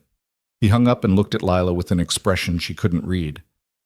Bennett's not finished, Damien said. He just filed criminal charges against you. Assault, battery, defamation, intentional infliction of emotional distress. It's a desperate move, but if he can drag this into court, tie you up in legal proceedings for months, he might salvage something from the wreckage. At minimum, he'll make you suffer for exposing him. Lila felt the floor drop out from under her. But the video, the evidence, doesn't matter if he can convince a jury that you somehow manipulated it, or that you provoked his daughter, or any of a dozen other lies his lawyers will invent, Marcus said, having appeared from somewhere in the brownstone's depths. He's betting that a prolonged legal fight will exhaust your resources and your will to keep fighting. Most people in your position would fold. I'm not most people, Lila said, and meant it. No, Damien agreed. You're not. Which is why we're not playing his game. We're ending this tonight. How? By making him an offer he'll take because the alternative is prison, Damien said, and pulled out his phone. Marcus, file countercharges. Abuse of process, malicious prosecution, witness intimidation, everything we have. Make it clear that if this goes to trial, we're bringing every piece of dirty laundry we've collected. Every bribe, every payoff, every illegal deal. He made another call, spoke briefly, then looked at Lila. Get dressed. We're going to Miller's Diner. Why? Lila asked, confused. Because Senator Bennett is about to learn that when you try to bury someone, you should make sure they're actually dead first. An hour later, Lila stood in front of Miller's Diner wearing clothes that Damien's people had somehow procured. Nothing flashy, just clean jeans and a simple shirt that made her look like herself instead of a victim or a symbol. The diner had closed early at Damien's request, the street outside cordoned off by actual police who weren't on Bennett's payroll. News crews set up across the street, their cameras pointed at the diner like weapons waiting to fire. What are we doing here? Lila asked. Making a point, Damien said. Bennett tried to turn this place into a crime scene with you as the criminal. We're reclaiming it. When he sees you here, standing where it happened, refusing to hide or apologize or be ashamed, it'll break something in him. Pride, maybe. Or just the last shred of hope that he can still control this narrative. A car pulled up, expensive, black, with tinted windows that screamed political power. The door opened and Senator Richard Bennett stepped out, and Lila was struck by how small he looked without the trappings of television and carefully staged press conferences. Just a man in an expensive suit who'd gambled everything on his ability to lie convincingly and lost. He walked toward them, his lawyer trailing behind like a shadow, his face arranged in the expression of someone who'd been backed into a corner and was trying not to show it. "Mr. Cross," Bennett said, his voice steady despite the cameras recording every word, "I assume you have a proposal."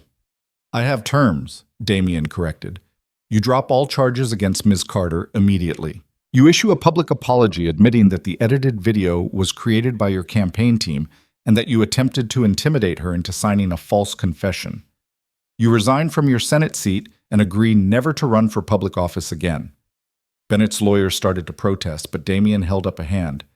"In exchange, we don't press criminal charges for witness tampering, abuse of police resources, campaign finance violations, and the 57 other crimes we have documented evidence of. You get to avoid prison. Your daughter gets to avoid being called as a witness in a trial that would destroy what's left of her reputation. And you get to tell yourself you're taking responsibility instead of being dragged out in handcuffs." "That's not a negotiation," Bennett said, his voice shaking with barely controlled rage. "That's extortion." "No," Damien said calmly. "Extortion is when you threaten someone to get something you want. This is consequences. You tried to destroy an innocent woman to cover up your daughter's cruelty. You used your power, your money, your connections to crush someone who couldn't fight back. You failed. Now you pay the price." He stepped closer to Bennett, close enough that the cameras caught every word. "You have two choices, Senator. Take the deal and walk away with your freedom, or fight it in court and spend the next decade watching everything you built turn to ash. Your reputation, your family's name, your daughter's future, all of it gone because you couldn't teach a 17-year-old girl that actions have consequences." Bennett looked at Lila then, really looked at her for the first time, and she saw something crumble behind his eyes. The realization that he'd underestimated her, that the invisible waitress he'd tried to erase had become the person who erased him instead. "I need time to consider," Bennett said finally. "You have until midnight," Damien said. "After that, the offer expires and we move forward with criminal prosecution. Choose wisely." Bennett turned and walked back to his car without another word, his lawyer scurrying behind him, and Lila watched him go with a feeling she couldn't quite name. Not victory. That felt too clean, too simple. Maybe justice. Or maybe just the satisfaction of watching someone who'd hurt her face consequences for the first time in his privileged life. The cameras kept recording as Damien turned to Lila and said, loud enough for the microphones to catch, "Would you like to go inside, show them you're not afraid?" Lila looked at the diner, the place where she'd spent 5 years of her life being invisible, being dismissible, being someone who could be spat on and expected to just wipe it off and keep serving coffee. "Yes," she said. They walked in together, and Damien held the door open like she was someone who mattered, like she was someone worth protecting, and the cameras caught that too. The moment when Lila Carter stopped being a victim and became someone who'd fought back and won. Inside, the diner was empty and quiet, the fluorescent lights buzzing their familiar tune. Lila walked to the booth where it had happened, where Breyer had stood over her and turned humiliation into entertainment.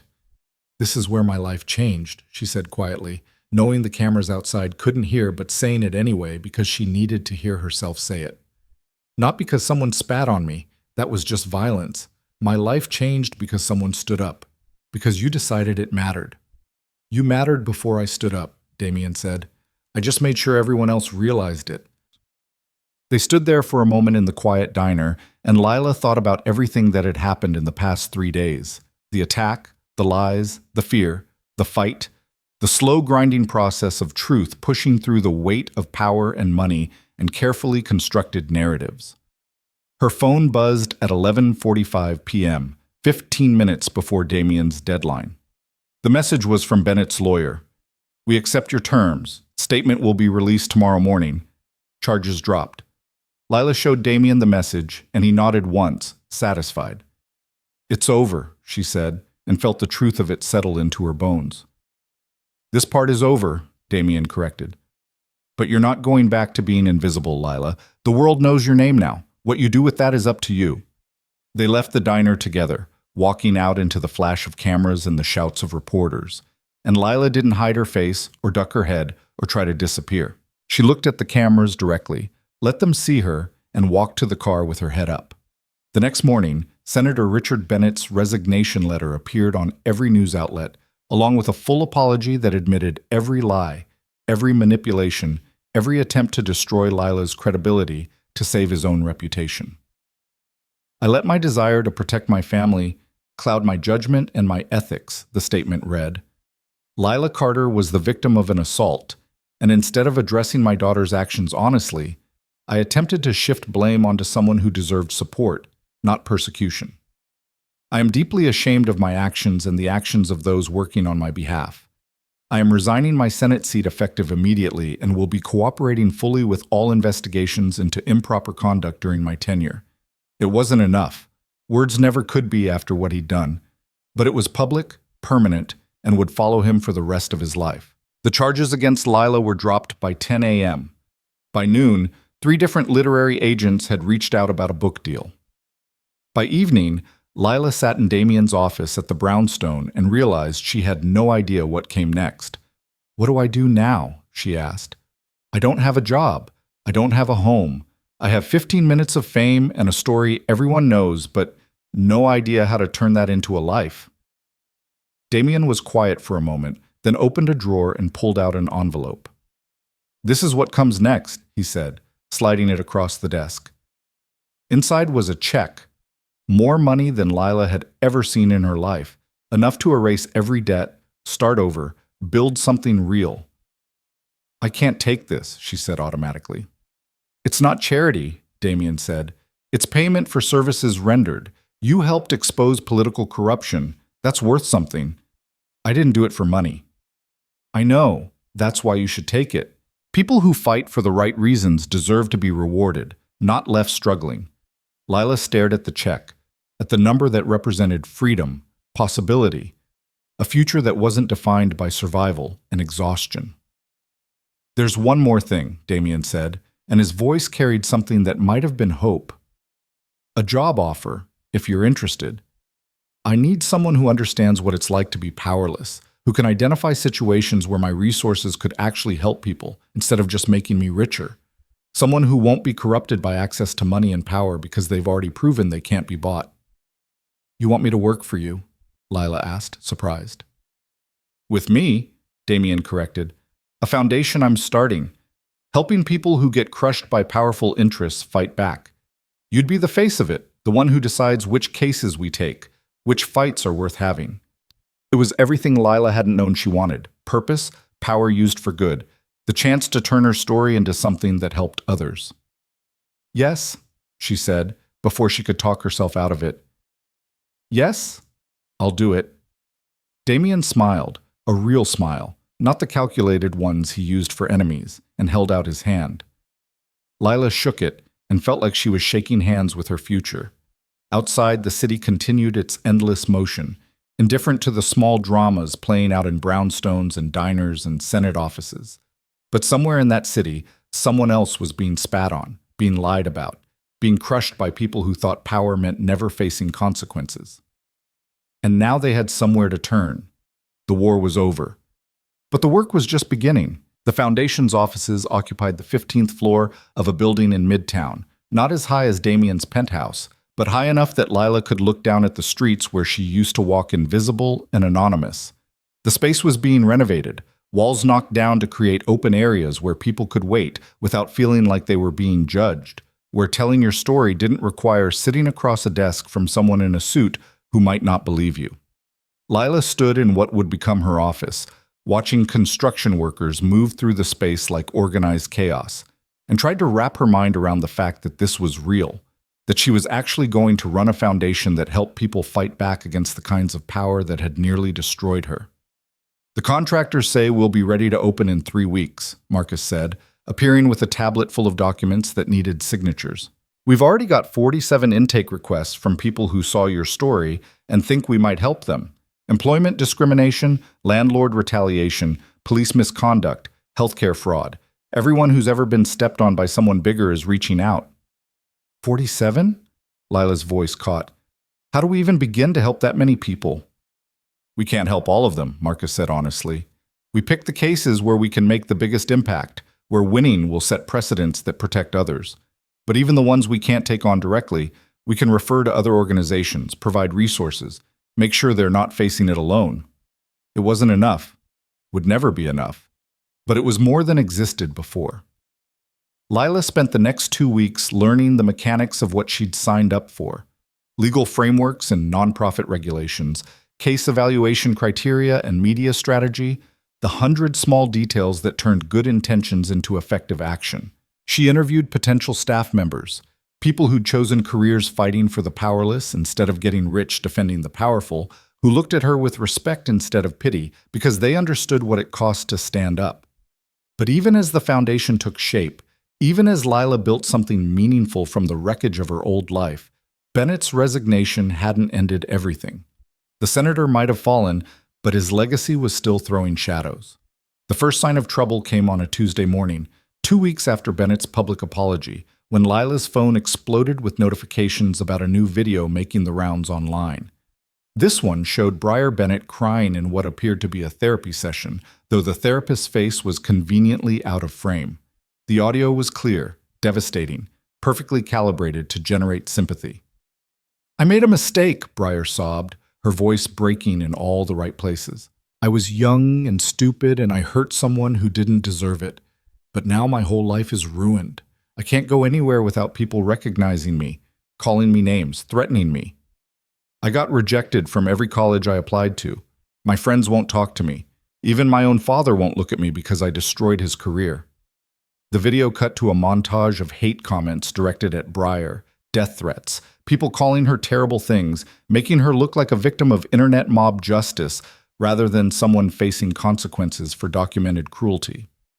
The caption read, "When does accountability become bullying?" Briar Bennett speaks out about cancel culture. "Oh, that's clever," Lila said bitterly, showing the video to Damien over coffee in the foundation's unfinished break room. She can't undo what she did, so she's reframing it as her being the real victim. People love a redemption arc. People love a story that makes them feel morally superior without requiring them to examine their own behavior. Damien corrected, scrolling through the comments that were already shifting in Briar's favor. "She's 17, she's crying, she's admitting she made mistakes. That's catnip to anyone who's ever done something stupid and wants to believe they deserve infinite second chances." "Should we respond?" Lila asked. "No," Damien said firmly. "Responding makes it a fight, and fights between you and a teenager make you look petty regardless of who's right. Let her have her redemption arc. You have something better, actual purpose beyond trying to rehabilitate your image." But the video bothered Lila more than she wanted to admit, watching Briar cry about consequences while never actually apologizing to the person she'd hurt, turning her punishment into a performance piece about her own suffering. The second sign of trouble was more direct. Lila was leaving the foundation offices late one evening, Marcus having gone home hours earlier, the construction crew long since departed. The elevator descended in its usual smooth silence, and the doors opened onto the parking garage where Damien's car was supposed to be waiting. Instead, she found 3 men blocking the path to the car. Not Morrison and Cutler this time. They were facing criminal charges and had the sense to stay away. These were different people, younger, hungrier, the kind of muscle you hired when you wanted something done without asking too many questions about methods. "Ms. Carter," the first one said, and his smile didn't reach his eyes. "Someone wants to talk to you." Lila's hand moved toward her phone, but the second man was faster, plucking it from her grip before she could dial. "No police," he said pleasantly.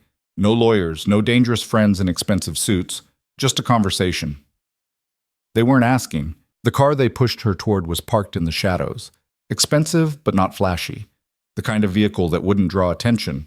Lila's mind raced through options: scream and hope someone heard, fight and probably get hurt, comply and hope Damien's security was tracking her location like he'd promised. She chose compliance, climbing into the back seat because resistance would just get her injured before whatever this was played out. The drive took 20 minutes through streets Lila recognized, heading toward the waterfront where old warehouses had been converted into expensive lofts, and the kind of restaurants that required reservations months in advance. They pulled into an underground parking structure, and Lila was escorted into a freight elevator that rose to a penthouse that rivaled Damien's for sheer ostentation. Waiting inside was a woman Lila had never seen in person but recognized from photographs. Diane Bennett, the senator's wife, dressed in clothing that cost more than most people's cars and wearing an expression that suggested she'd been crying recently but had pulled herself together through sheer force of will. "Thank you for coming," Diane said, as if Lila had been given a choice.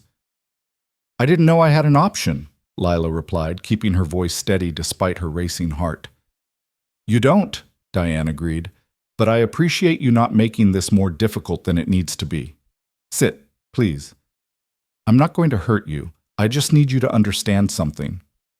Lila sat on a chair that probably cost more than her entire life's earnings, watching Diane pace the length of the windows overlooking the city. "My husband is a fool," Diane said quietly. "He always has been. Ambitious, arrogant, convinced that his charm could smooth over any mistake. But he's my fool, and he's the father of my children, and you destroyed him." "He destroyed himself," Lila said. "I just refused to lie for him." "Semantics," Diane waved a hand dismissively. "The end result is the same. My husband's career is over. My daughter can't show her face in public without being harassed. My family's reputation is in ruins, all because you couldn't just take the settlement and move on with your life." "Your daughter spat in my face," Lila said, anger sharpening her words. "Your husband tried to have me arrested for being assaulted. I didn't destroy your family. Your family destroyed itself when they decided I was disposable." Diane stopped pacing, turned to face Lila with eyes that were red-rimmed but dry, all her tears apparently spent. "I'm not here to debate morality with you," she said. "I'm here to make you an offer, a real one, not the clumsy intimidation my husband attempted. $1 million, cash, untraceable, yours to do with as you please. All I want in return is for you to issue a statement saying you forgive Breyer, that you believe she's genuinely remorseful, that you think the internet has punished her enough." Lila stared at her, trying to process the audacity of someone offering $1 million to buy forgiveness for their child's cruelty. "No," she said simply. "You didn't even think about it," Diane said, surprised. "I don't need to think about it. Your daughter hasn't apologized to me, not once, not privately, not publicly. She's apologized to the internet for getting caught, cried on camera about how hard her life is now, but she's never actually said I'm sorry to my face. And you want me to absolve her anyway because you're offering money?" "I'm offering you financial security for the rest of your life," Diane corrected. "Do you know how many people would take that deal? How many people have taken deals like that to make my husband's problems go away over the years?" "I'm not most people," Lila said, standing up, "and your money can't buy what you're asking for. You want absolution? Tell your daughter to actually apologize. Not to cameras, not to therapists, to me. Have her look me in the eye and acknowledge what she did and why it was wrong. Then maybe we can talk about forgiveness." "She's 17 years old," Diane said, and for the first time her voice cracked with genuine emotion. "She's a child who made a terrible mistake and is being crucified for it. How long should she suffer? What's enough punishment to satisfy you?" "I don't want her to suffer," Lila said quietly. "I want her to learn. There's a difference. Suffering is what happens when you face consequences you don't understand. Learning is what happens when you actually acknowledge what you did wrong and decide to be better. Your daughter is suffering right now, but she's not learning anything except how to play the victim." She walked toward the door, and Diane's hired muscle moved to block her path. "Let her go," Diane said wearily. "She's not going to take the money." The drive back to the foundation offices was silent, the men who'd grabbed her apparently having no orders beyond delivery and return. They dropped her off where they'd found her, and Lila stood in the parking garage for a long moment, shaking with delayed adrenaline, before her phone buzzed with a text from Damien. "I know what happened. Security was tracking you the whole time. Are you hurt?" "No," Lila texted back. "Just tired of being treated like I'm for sale." "You did the right thing," Damien replied. "Meet me at the brownstone. We need to talk." An hour later, Lila sat in the brownstone's living room while Damien paced with the controlled energy of someone deciding between several violent options. Diane Bennett had you kidnapped, he said flatly. That's a crime. We can press charges, have her arrested, add to the family's legal problems. She'll just say I came voluntarily, Lila said. It'll be my word against hers, and people are already starting to sympathize with Breyer. Making the mother face criminal charges might push public opinion back in their favor. So we let it go? Damien asked, clearly unhappy with that option. We let it go, Lila confirmed, because responding gives them attention they don't deserve. The Bennetts are trying to make this about them. Their suffering, their redemption, their story. I don't want to be part of that anymore. I want to focus on the foundation, on helping other people, on something that matters more than my personal vendetta. Damien studied her for a moment, then nodded slowly. You're better at this than I thought you'd be, he said. At what? Knowing when to fight and when to walk away.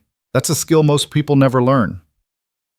But walking away turned out to be harder than Lila anticipated, because the Bennetts weren't done trying to rewrite their narrative. 3 days later, a new documentary appeared on a major streaming platform, a 50-minute piece titled The Price of Viral Justice that examined Breyer's story through the lens of a teenager destroyed by internet mob mentality. It featured interviews with child psychologists discussing the neurological immaturity of teenage brains, segments on cancel culture and proportional consequences, carefully edited footage that made Breyer look small and vulnerable. Lila was mentioned, but only as context, the catalyst for Breyer's suffering rather than the victim of her cruelty. The documentary never showed the spit, never showed Breyer planning to make the waitress cry, never mentioned Bennett's attempts at witness intimidation or campaign finance violations. It was a masterpiece of manipulation, and it worked. Public opinion began shifting again, not back to blaming Lila entirely, but toward a more nuanced position that maybe everyone had overreacted. Maybe a 17-year-old didn't deserve to have her entire life destroyed over one mistake. Maybe forgiveness was more important than accountability. The foundation's intake requests dropped. Donations that had been promised were quietly withdrawn. People who'd been eager to support Lila's story suddenly weren't sure what to believe anymore. They're eroding your credibility, Marcus said during an emergency meeting. Not by attacking you directly, but by making people question whether you're being too harsh, too unforgiving, too focused on revenge instead of moving forward. I am moving forward, Lila said, frustrated. I'm building the foundation, helping other people, doing exactly what I said I'd do, but apparently that's not enough unless I also publicly forgive someone who's never actually apologized. Then make them apologize, Damien said, and there was something dark in his voice that suggested he had a plan. How? By forcing a confrontation they can't control or edit, Damien said. A public meeting, broadcast live, where Breyer has to face you directly. No therapists off camera, no carefully edited footage, no script. Just two people in a room having the conversation everyone thinks they want to see. That's a terrible idea, Marcus said immediately. It could backfire spectacularly. If Breyer cries and Lila looks unsympathetic, it'll confirm everything the documentary suggested. It could also end this once and for all, Damien countered. Right now the story keeps going because it's unresolved. Lila and Breyer exist in separate narratives that never intersect. Force the intersection, make it impossible to keep telling different versions of the same story. Lila thought about it, weighing the risks against the possibility of finally putting this behind her. Set it up, she said, but I have conditions. The meeting happens at Miller's Diner, the actual place where this started. It's broadcast live on multiple platforms so nobody can claim the footage was edited, and if Breyer doesn't show up or tries to turn it into another performance, I walk away and we're done engaging with the Bennett family forever. I'll make the offer, Damien said. Whether they accept is up to them. The answer came faster than expected. Diane Bennett calling Damien directly, her voice tight with barely controlled emotion. Fine, she said. Breyer will meet her, but if this is some kind of trap, if you're planning to humiliate my daughter on camera, I'm not interested in humiliation, Damien interrupted. I'm interested in resolution. Tell Breyer to bring an actual apology. Tell her that performing victim won't work in a live setting where Lila can respond in real time. And tell her that this is her last chance to take responsibility before the story moves on without her. The meeting was scheduled for the following Saturday at 2 p.m., giving news outlets time to promote it, social media time to build anticipation, and both parties time to prepare for a conversation that would be watched by millions. Miller's Diner agreed to close for the afternoon, the owner apparently deciding that the publicity was worth more than a few hours of business. News crews set up their equipment days in advance, fighting for the best angles, treating it like the media event it had become. Lila spent the week preparing with Marcus, going over potential questions, practicing staying calm regardless of what Breyer said, learning to channel anger into clarity instead of letting it turn her into the harsh, unforgiving figure the documentary had suggested she might be. Remember, Marcus coached her the night before, you're not trying to win a debate. You're trying to have an honest conversation. If Breyer apologizes sincerely, accept it graciously. If she performs, call it out calmly. The goal is to show people who you actually are, not who the edited videos make you seem. Saturday arrived cold and clear, the kind of autumn day where the light was sharp enough to make everything look slightly unreal. Lila dressed carefully, not too formal, not too casual, just herself in clean jeans and a sweater that her mother had given her years ago, something that felt like armor made of memories.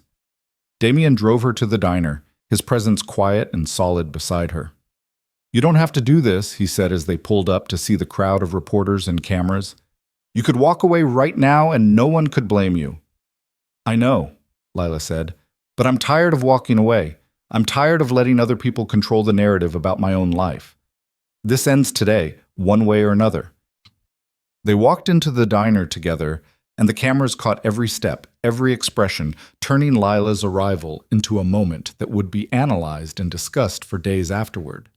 Inside, Miller's looked exactly the same cracked vinyl, same fluorescent lights, same smell of coffee and old grease. But it felt different now, charged with significance.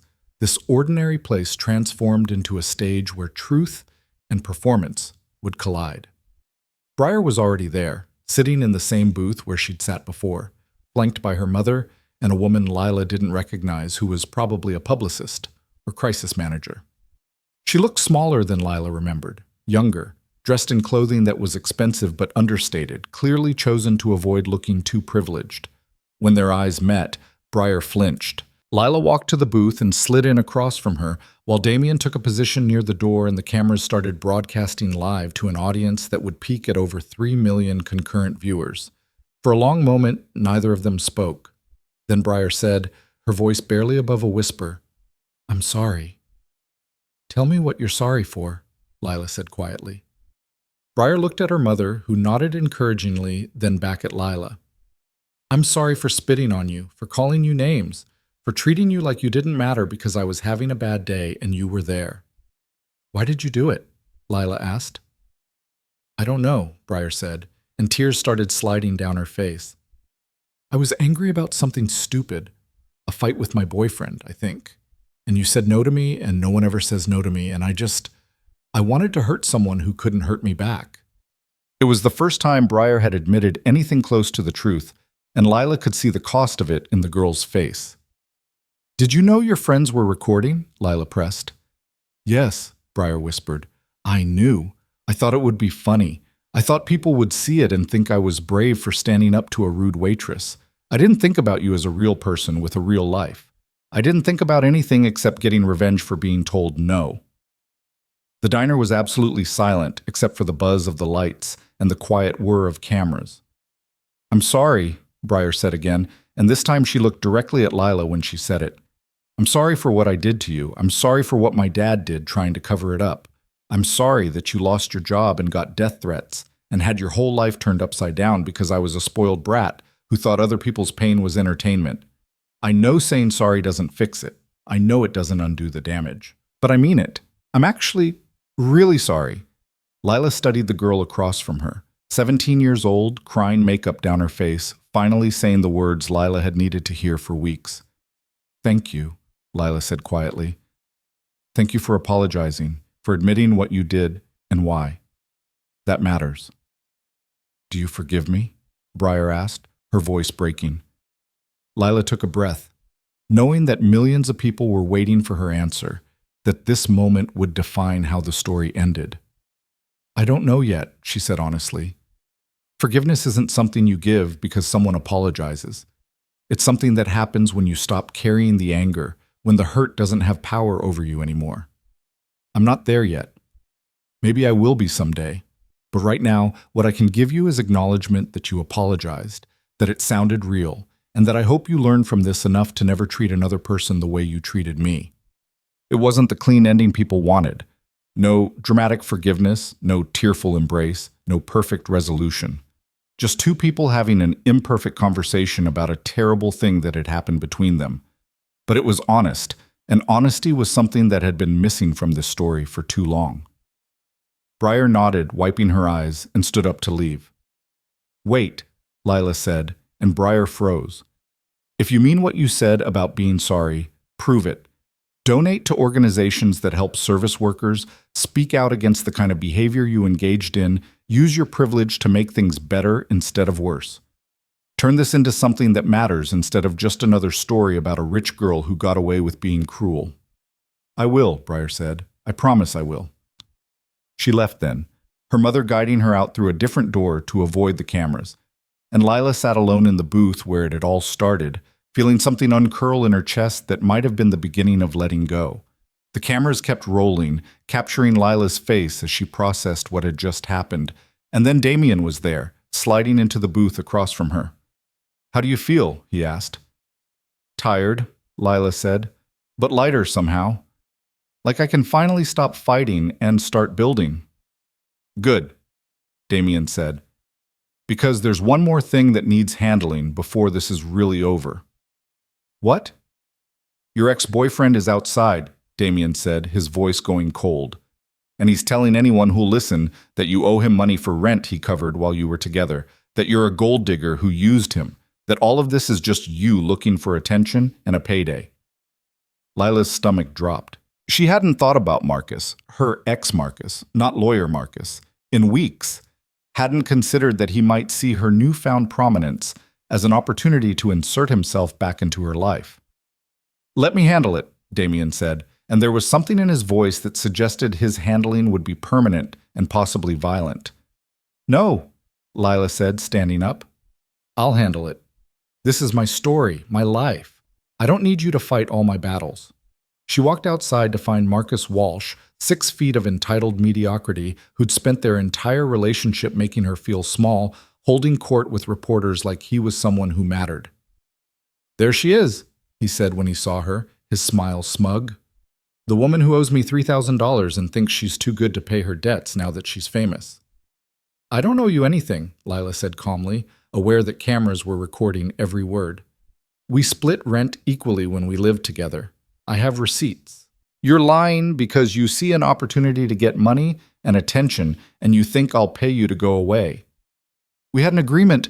We had an apartment I left because you were emotionally abusive," Lila interrupted, her voice steady, loud enough for everyone to hear. "Because you told me I was worthless every day, that I'd never be anything more than a waitress, that I should be grateful you tolerated me. And now you see me standing up for myself, building something meaningful, and you can't stand it because it proves you were wrong about me." Marcus's face flushed red. "You can't talk to me like that." "I can," Lila said, "because you don't have power over me anymore. You don't get to make me feel small. You don't get to profit from my pain. You're just another person who thought I was weak and found out I'm not." She turned to walk away, and Marcus grabbed her arm. Damien was there in an instant, his hand closing around Marcus's wrist with enough pressure to make the man yelp. "Touch her again," Damien said quietly, "and I will make you regret every choice that led to this moment." He released Marcus's wrist, and the man stumbled backward, all his bravado evaporating when confronted with someone who actually had power. "If you ever contact her again," Damien continued, his voice carrying across the crowd of reporters, "if you make any more claims about money she supposedly owes, if you try to profit from her story in any way, I will have my lawyers bury you in lawsuits until you're working 3 jobs just to pay legal fees. Do we understand each other?" Marcus nodded frantically and fled, and Lila watched him go with a feeling of finality. Every ghost from her old life had been confronted. Every person who tried to use her or hurt her or profit from her pain had been faced and defeated. Now she could finally move forward. The foundation opened 2 weeks later to a crowd of people seeking help. seeking justice, seeking someone who understood what it meant to be powerless and decided to fight anyway. Lila worked 12-hour days reviewing cases, coordinating with lawyers, connecting people with resources, turning her own experience into a blueprint for helping others. And every night, she came home to the brownstone where Damien kept an office, and they'd review the day's progress over dinner, two people who'd started as stranger and victim becoming something closer to partners. "We helped 6 people this week," Lila said one evening, exhausted but satisfied. 6 people who would have been crushed by employers or landlords or systems that didn't care about them. 6 people is good, Damien said, but it's just the beginning. He was right. It was just the beginning.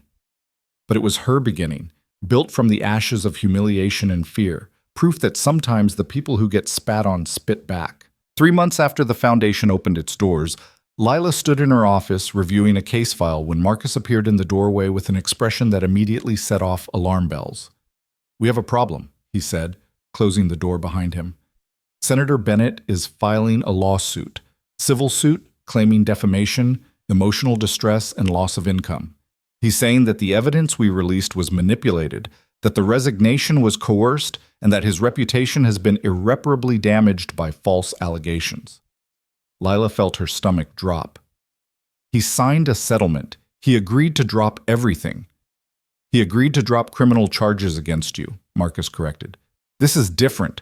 Civil court has a lower burden of proof, and he's betting that a jury might sympathize with a man who lost everything, regardless of whether he deserved to lose it.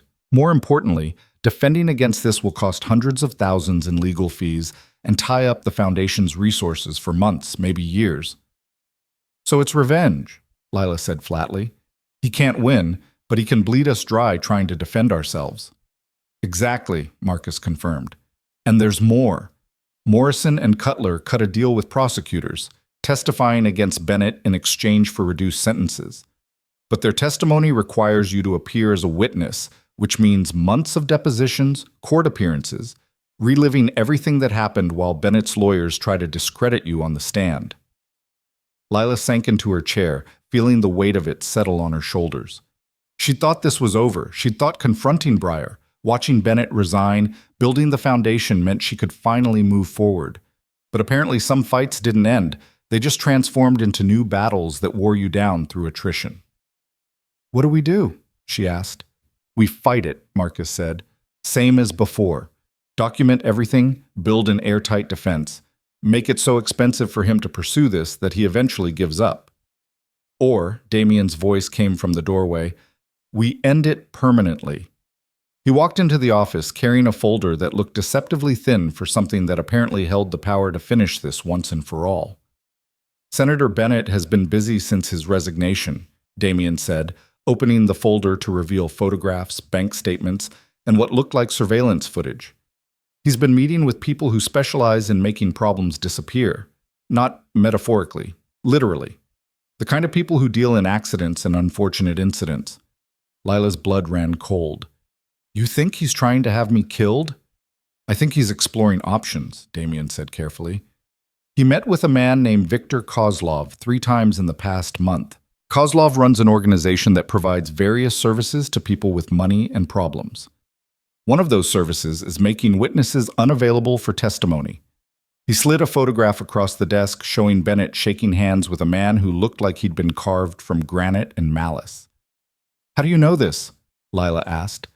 "Because I've had Bennett under surveillance since he resigned," Damien said simply. "I knew he wouldn't stay quiet. Men like him never do. They can't accept that they lost to someone they considered beneath them. So I've been watching, waiting for him to make a mistake big enough that I could use it to put him away permanently." "And meeting with someone who arranges murders, is that mistake?" "Meeting with Kozlov isn't illegal. The man runs several legitimate businesses as cover. But I have recordings of their conversations, and in the most recent one, Bennett specifically asked about permanent solutions to persistent problems and mentioned your name.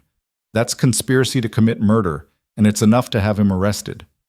Marcus leaned forward, his lawyer's brain already working through implications.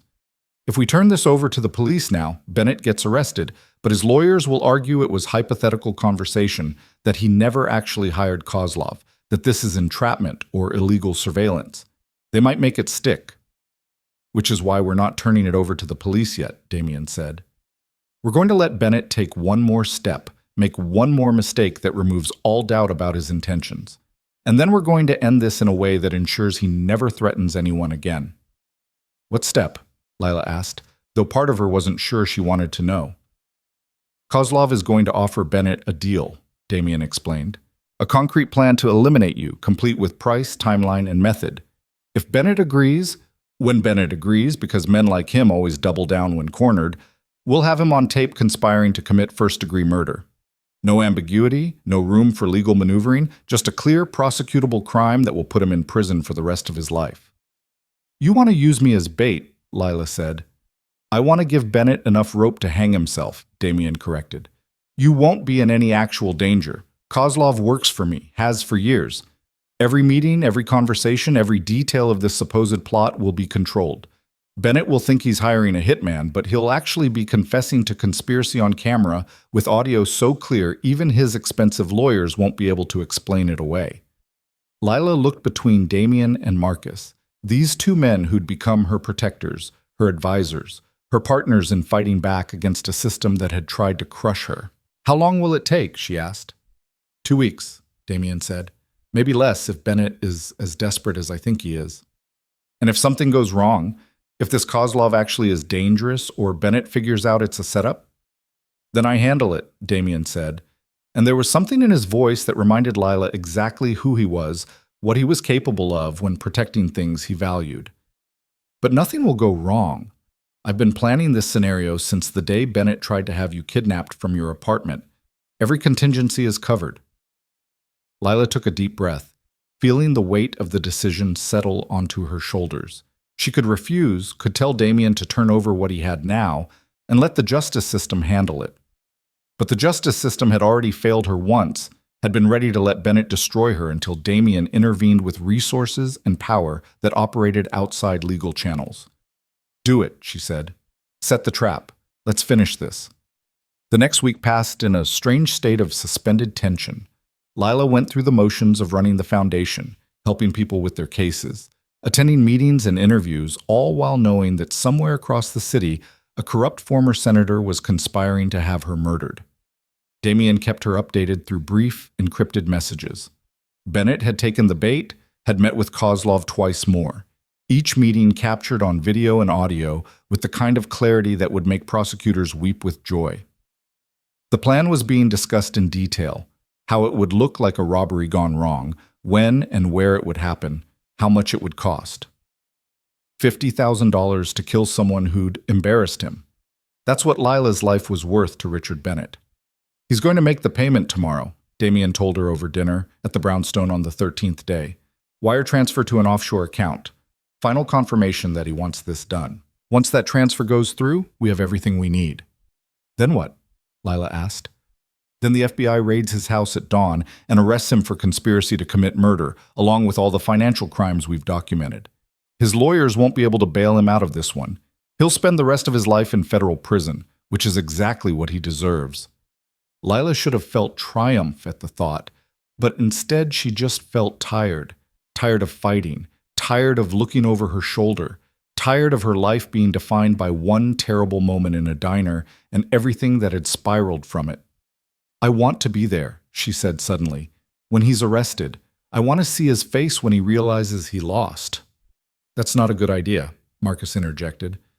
If you're there, his lawyers could argue you were involved in entrapping him, that this was personal revenge rather than legitimate law enforcement. I don't care, Lila said. I need to see it. I need to know it's really over. Damien studied her for a long moment, then nodded. You can watch from a distance. Unmarked car, tinted windows, far enough away that you're not involved, but close enough that you'll see everything. The next morning, Lila sat in the back seat of a black SUV parked 3 houses down from the Bennett family mansion, watching through binoculars as the sun rose over manicured lawns and the kind of wealth that thought it could buy anything, including immunity from consequences. At exactly 6 a.m., 3 unmarked cars pulled up to the Bennett house, followed by a SWAT van because apparently the FBI had decided that a disgraced senator with connections to organized crime required overwhelming force. Agents poured out, moving with the practiced efficiency of people who'd done this hundreds of times, surrounding the house, cutting off any escape routes. The front door crashed open under the impact of a battering ram, and Lila watched through the binoculars as Richard Bennett was dragged from his house in his pajamas, his face a mask of shock and outrage and dawning horror as he realized exactly what was happening. His wife appeared in the doorway, screaming something Lila couldn't hear from this distance. Briar stood behind her mother, and even from 3 houses away, Lila could see the girl's face crumple with grief and shock. She felt a moment of sympathy for Briar, 17 years old, watching her father get arrested, her family's remaining dignity shredded in front of the neighbors and the news crews that were already arriving like vultures to a carcass. Then she remembered the spit hitting her face, remembered the fear of men threatening her at 2 a.m., remembered every moment of terror and humiliation, and the sympathy evaporated. Some people deserve to watch their world burn. Bennett was shouting now, demanding to call his lawyer, threatening the agents with consequences, playing the outraged innocent even as they read him his rights, and loaded him into the back of an unmarked car. "Conspiracy to commit first-degree murder," Damien said, watching through his own binoculars from the front seat. "Wire fraud, money laundering, obstruction of justice, witness tampering, abuse of office. The indictment is 47 pages long. He'll die in prison." "Good," Lila said, and meant it. But even as Bennett's car pulled away, even as Lila watched the man who'd tried to destroy her face the consequences he'd spent his entire life avoiding, she felt something strange settle in her chest. Not triumph, not satisfaction, just a quiet recognition that this chapter was finally, truly closing. The fallout from Bennett's arrest dominated the news cycle for weeks. The recordings of him discussing Lila's murder were leaked, not by Damien officially, but somehow they appeared online and went viral within hours. The public reaction was swift and vicious. Whatever sympathy people had started developing for the Bennett family evaporated when they heard a grown man calmly discussing how much it would cost to have a waitress killed. Briar released a statement through her lawyer distancing herself from her father's actions, announcing she was entering therapy and taking a gap year before college to reflect and grow. Diane Bennett filed for divorce and moved to her sister's house in Connecticut, apparently deciding that standing by her man had limits when that man had tried to commit murder. The foundation received a flood of donations from people who'd been following the story, money that allowed Lila to expand operations, hire more staff, take on more cases. Within 2 months, they'd helped 37 people fight back against employers, landlords, and institutions that had thought them too powerless to matter. Every victory felt like vindication, proof that the fight had been worth it. But there was still one conversation Lila needed to have, one person she hadn't talked to since the arrest. She drove to Miller's Diner on a Tuesday afternoon, the place quiet between lunch and dinner rush, and found Frank behind the counter wiping down surfaces that were already clean. "Lila," he said, surprise and something like guilt crossing his weathered face. "I didn't expect to see you here." "I needed to come back," Lila said, sliding onto a counter stool. "Needed to see if this place still felt like it did before." "Does it?" Frank asked. "No," Lila admitted. "It feels smaller, sadder, like somewhere I used to work a lifetime ago." Frank poured her a cup of coffee without asking, set it in front of her with the automatic gesture of someone who'd done this thousands of times. "I'm sorry," he said quietly, "for not standing up that night, for looking away when that girl spat on you, for firing you when things got hard. I've been carrying that for months."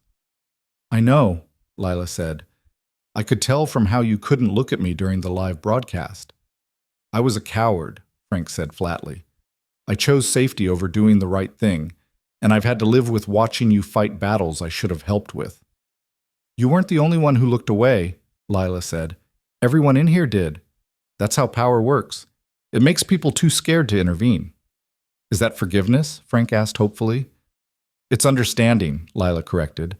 "I understand why you did what you did, but forgiveness is something I'm still learning how to give. Ask me again in a year." She finished her coffee, left money on the counter that Frank tried to refuse, and walked out of Miller's Diner for what she suspected would be the last time. Some places were meant to stay in the past. The foundation continued to grow, and with it, Lila's reputation as someone who actually understood what it meant to be powerless and chose to help anyway. She gave interviews, spoke at conferences, became a voice for people who'd never had one, all while trying not to let the attention turn her into the kind of symbol that stopped being human. Damien remained a constant presence, not hovering, not controlling, but there when she needed advice or protection or just someone who understood the cost of fighting powerful people.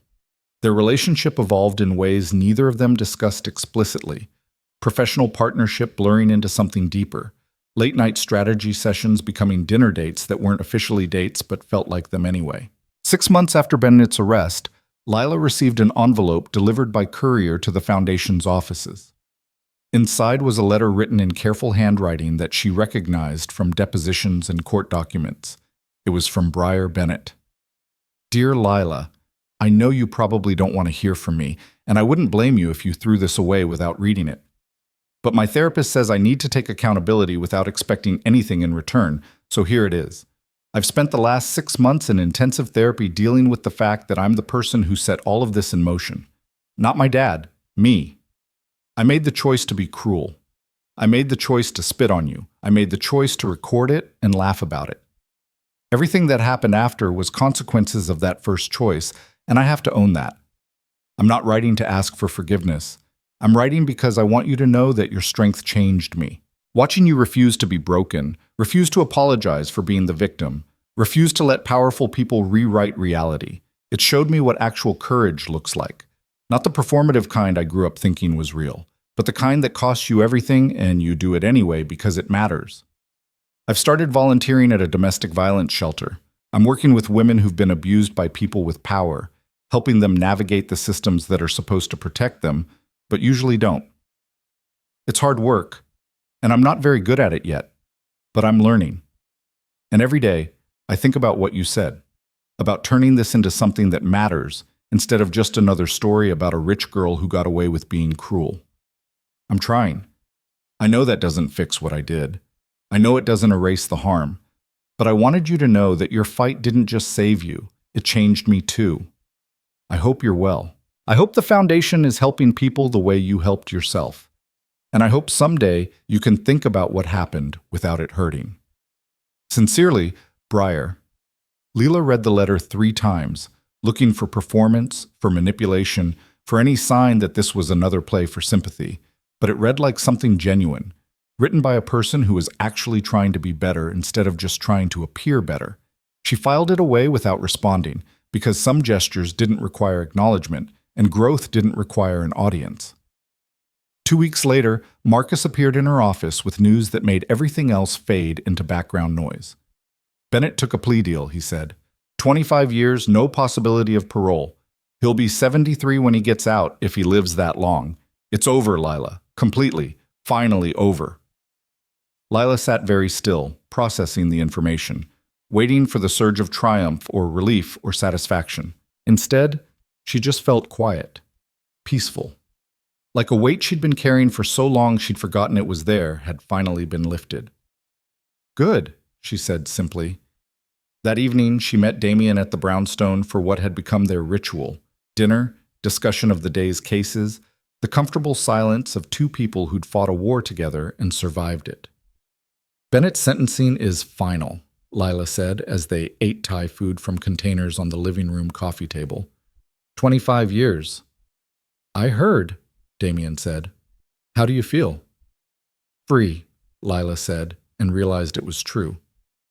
For the first time since that night in the diner, I feel like I can breathe without waiting for the next attack. Like I can just exist without fighting. You've earned that, Damien said quietly. They sat in comfortable silence for a while, eating pad thai and watching the city lights through the windows, and Lila found herself thinking about how far she'd come from the invisible waitress who'd served coffee and expected nothing more from life. I'm thinking about going back to school, she said suddenly. Law school, maybe.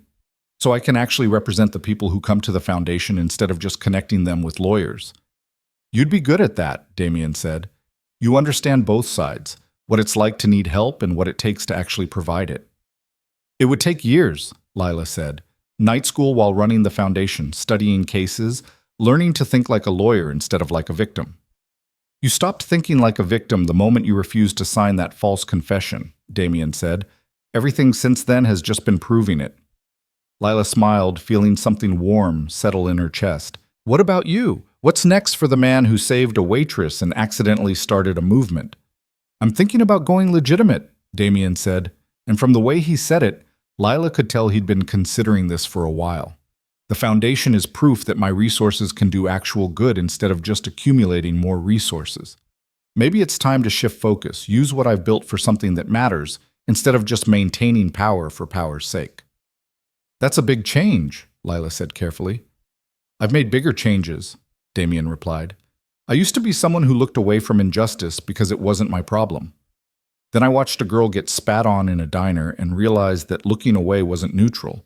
It was choosing the side of whoever had more power.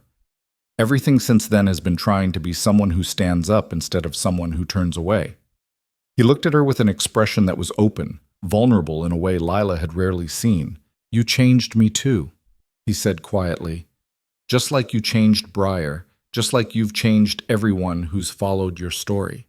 You reminded me that power without purpose is just violence with better PR. Lila felt tears building behind her eyes. Not from sadness this time, but from the overwhelming recognition that she'd built something real, something meaningful, something that would outlast the scandal and the headlines and all the noise. So what do we do now? She asked. We keep fighting, Damien said, but we fight for other people instead of for survival. We use everything we learned from this nightmare to make sure other people don't have to learn it the hard way. That sounds exhausting, Lila said. Probably, Damien agreed. But I can't think of anything better to do with whatever time we have. 3 months later, Miller's Diner closed permanently, the owner retiring and selling the property to a developer who planned to turn it into luxury condos. Lila attended the final day, watching construction workers tear down the place where her old life had ended and her new one had begun. Frank was there too, looking older and smaller than she remembered, holding a coffee cup from the last batch he'd ever make in that building. End of an era, he said when he saw her. Good, Lila replied. Some eras deserve to end. The building came down in a controlled demolition a week later, and Lila watched from a safe distance as the diner collapsed into rubble and dust, erasing the physical space where it had all happened but leaving the memory intact. She turned away from the wreckage and walked toward the foundation's offices, toward the work that waited, toward the people who needed help, and the systems that needed changing. Behind her, the dust settled over the ruins of Miller's Diner. Ahead of her, the city sprawled in all its complicated glory. 8 million stories, 8 million struggles, 8 million chances to stand up instead of look away. 6 months after the diner's demolition, Lila stood at a podium in front of 200 people at a fundraiser for the foundation, looking out at faces that included former victims who'd become advocates, lawyers who'd donated their time, donors who'd believed in second chances and first fights.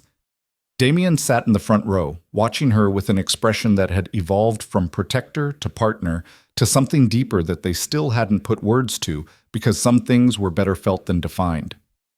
A year ago, Lila began, her voice steady and clear. I was a waitress who survived on tips and the hope that tomorrow might be slightly less exhausting than today. Then someone spat in my face, and I had a choice. Accept it as just another indignity in a life full of them, or refuse to let it define me. She paused, looking around the room at the people who'd helped her make that refusal real.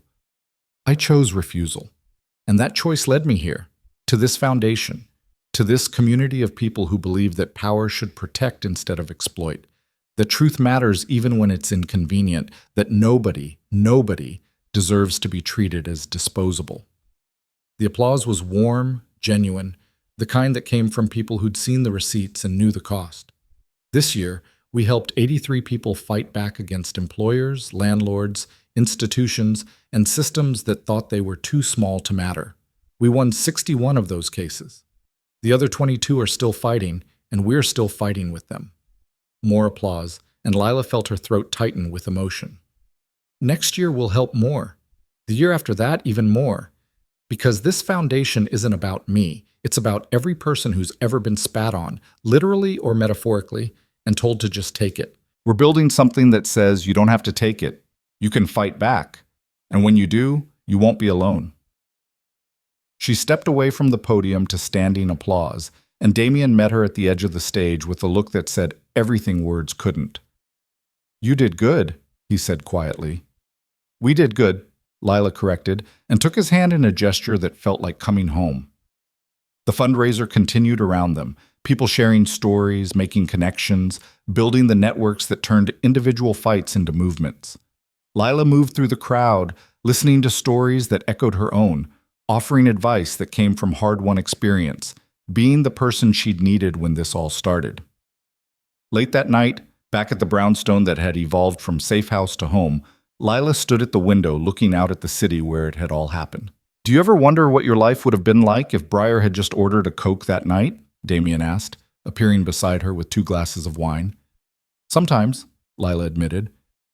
"I'd probably still be at Miller's, serving coffee and hoping for good tips, invisible and exhausted and slowly disappearing into a life that didn't matter." "Your life mattered before the diner," Damien said gently. "Maybe," Lila agreed, "but I didn't know it yet.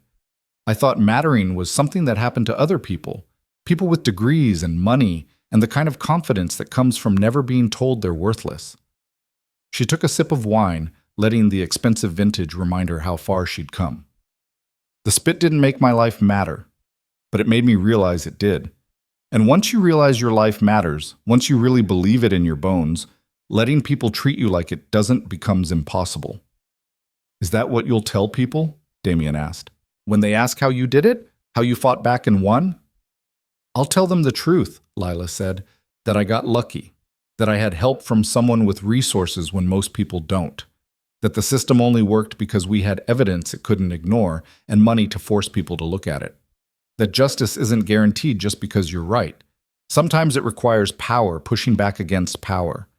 She turned to face him fully, this dangerous man who'd chosen to use his danger for protection instead of exploitation. "But I'll also tell them that luck and help and resources only matter if you refuse to be broken first. If you sign that false confession, if you take the settlement and stay quiet, if you let fear make you small, none of the rest of it happens. So the first step, the only step you really control, is deciding you'd rather fight and lose than surrender without trying." Damien smiled, set down his wine glass, and pulled her close in a gesture that had evolved from protective to intimate over the months they'd spent building something neither of them could have predicted. "I'm proud of you," he said quietly, "not for fighting back, for knowing when to stop fighting and start building instead." "I learned from the best," Lila replied, and kissed him in the city lights streaming through floor-to-ceiling windows, in the space they'd created together, in the life she'd fought for and won. The foundation continued to grow, helping hundreds and eventually thousands of people over the following years. Lila eventually did go to law school, graduating top of her class and becoming the kind of lawyer who made powerful people nervous and powerless people hopeful. She never forgot where she came from, never let success sand down the edges that had been sharpened by survival. Briar Bennett continued her work at the domestic violence shelter, never seeking publicity for it, never trying to turn redemption into a brand. She wrote to Lila once a year on the anniversary of that night at the diner, not asking for forgiveness, not seeking closure, just acknowledging the debt that could never be fully repaid. Richard Bennett served every day of his 25-year sentence in a federal prison where his name and connections meant nothing, where he was just another inmate who thought he was above consequences and learned otherwise too late.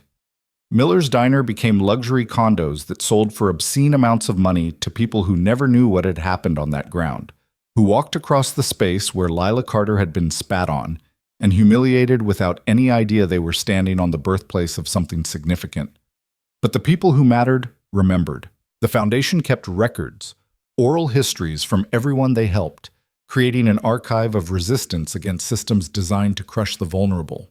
Lila's story was the first entry, but it was followed by thousands more, each one a testament to the fact that fighting back was possible, that justice could win, that power could be challenged when people refused to stay small. 5 years after that night in the diner, Lila stood in the same spot where it had happened, now the lobby of an expensive condo building, marble where checkered linoleum used to be, abstract art where the coffee station had stood. Damien stood beside her, his hand in hers, both of them quietly acknowledging the ghosts of who they used to be. Do you regret any of it? He asked. The fight, the exposure, everything you had to give up for this life? Lila thought about the question seriously, considered all the costs and consequences, the privacy lost and the innocence burned away, the simple life she might have had if she'd just signed the confession and disappeared. No, she said finally. I regret what happened. I regret living in a world where it could happen. But I don't regret fighting back. Because the person I was before, the invisible waitress who accepted being treated badly because she didn't know she had other options, that person was already disappearing. At least this way, I disappeared into something that mattered instead of just fading into nothing. They left the building together, walking out into a cold evening that felt clean and full of possibility, and headed toward the Foundation's offices where work was waiting, where people needed help, where the fight continued in 1,000 small battles that added up to something larger. The story that had started with spit and humiliation and viral lies had transformed into something else entirely. A foundation that helped people, a movement that challenged power, a relationship between two people who'd found each other in the worst moment and built something lasting from the wreckage. Lila Carter was no longer invisible. She was no longer alone. She was no longer the waitress from the video. She was someone who'd been knocked down and stood up, someone who'd been lied about and told the truth anyway, someone who'd faced the worst that powerful people could do and refused to break. She was someone who mattered. And every person the Foundation helped, every case they won, every small victory against systems designed to crush the vulnerable, all of it was proof that sometimes, when you refuse to accept humiliation, when you fight back with everything you have, when you find the right allies and refuse to surrender, sometimes the truth actually wins. Sometimes justice actually happens. Sometimes the person who gets spat on becomes the person powerful people learn to fear. And that, Lila thought, as she walked hand in hand with Damien toward the Foundation's glowing windows and the work that waited inside, that was enough. More than enough. That was everything.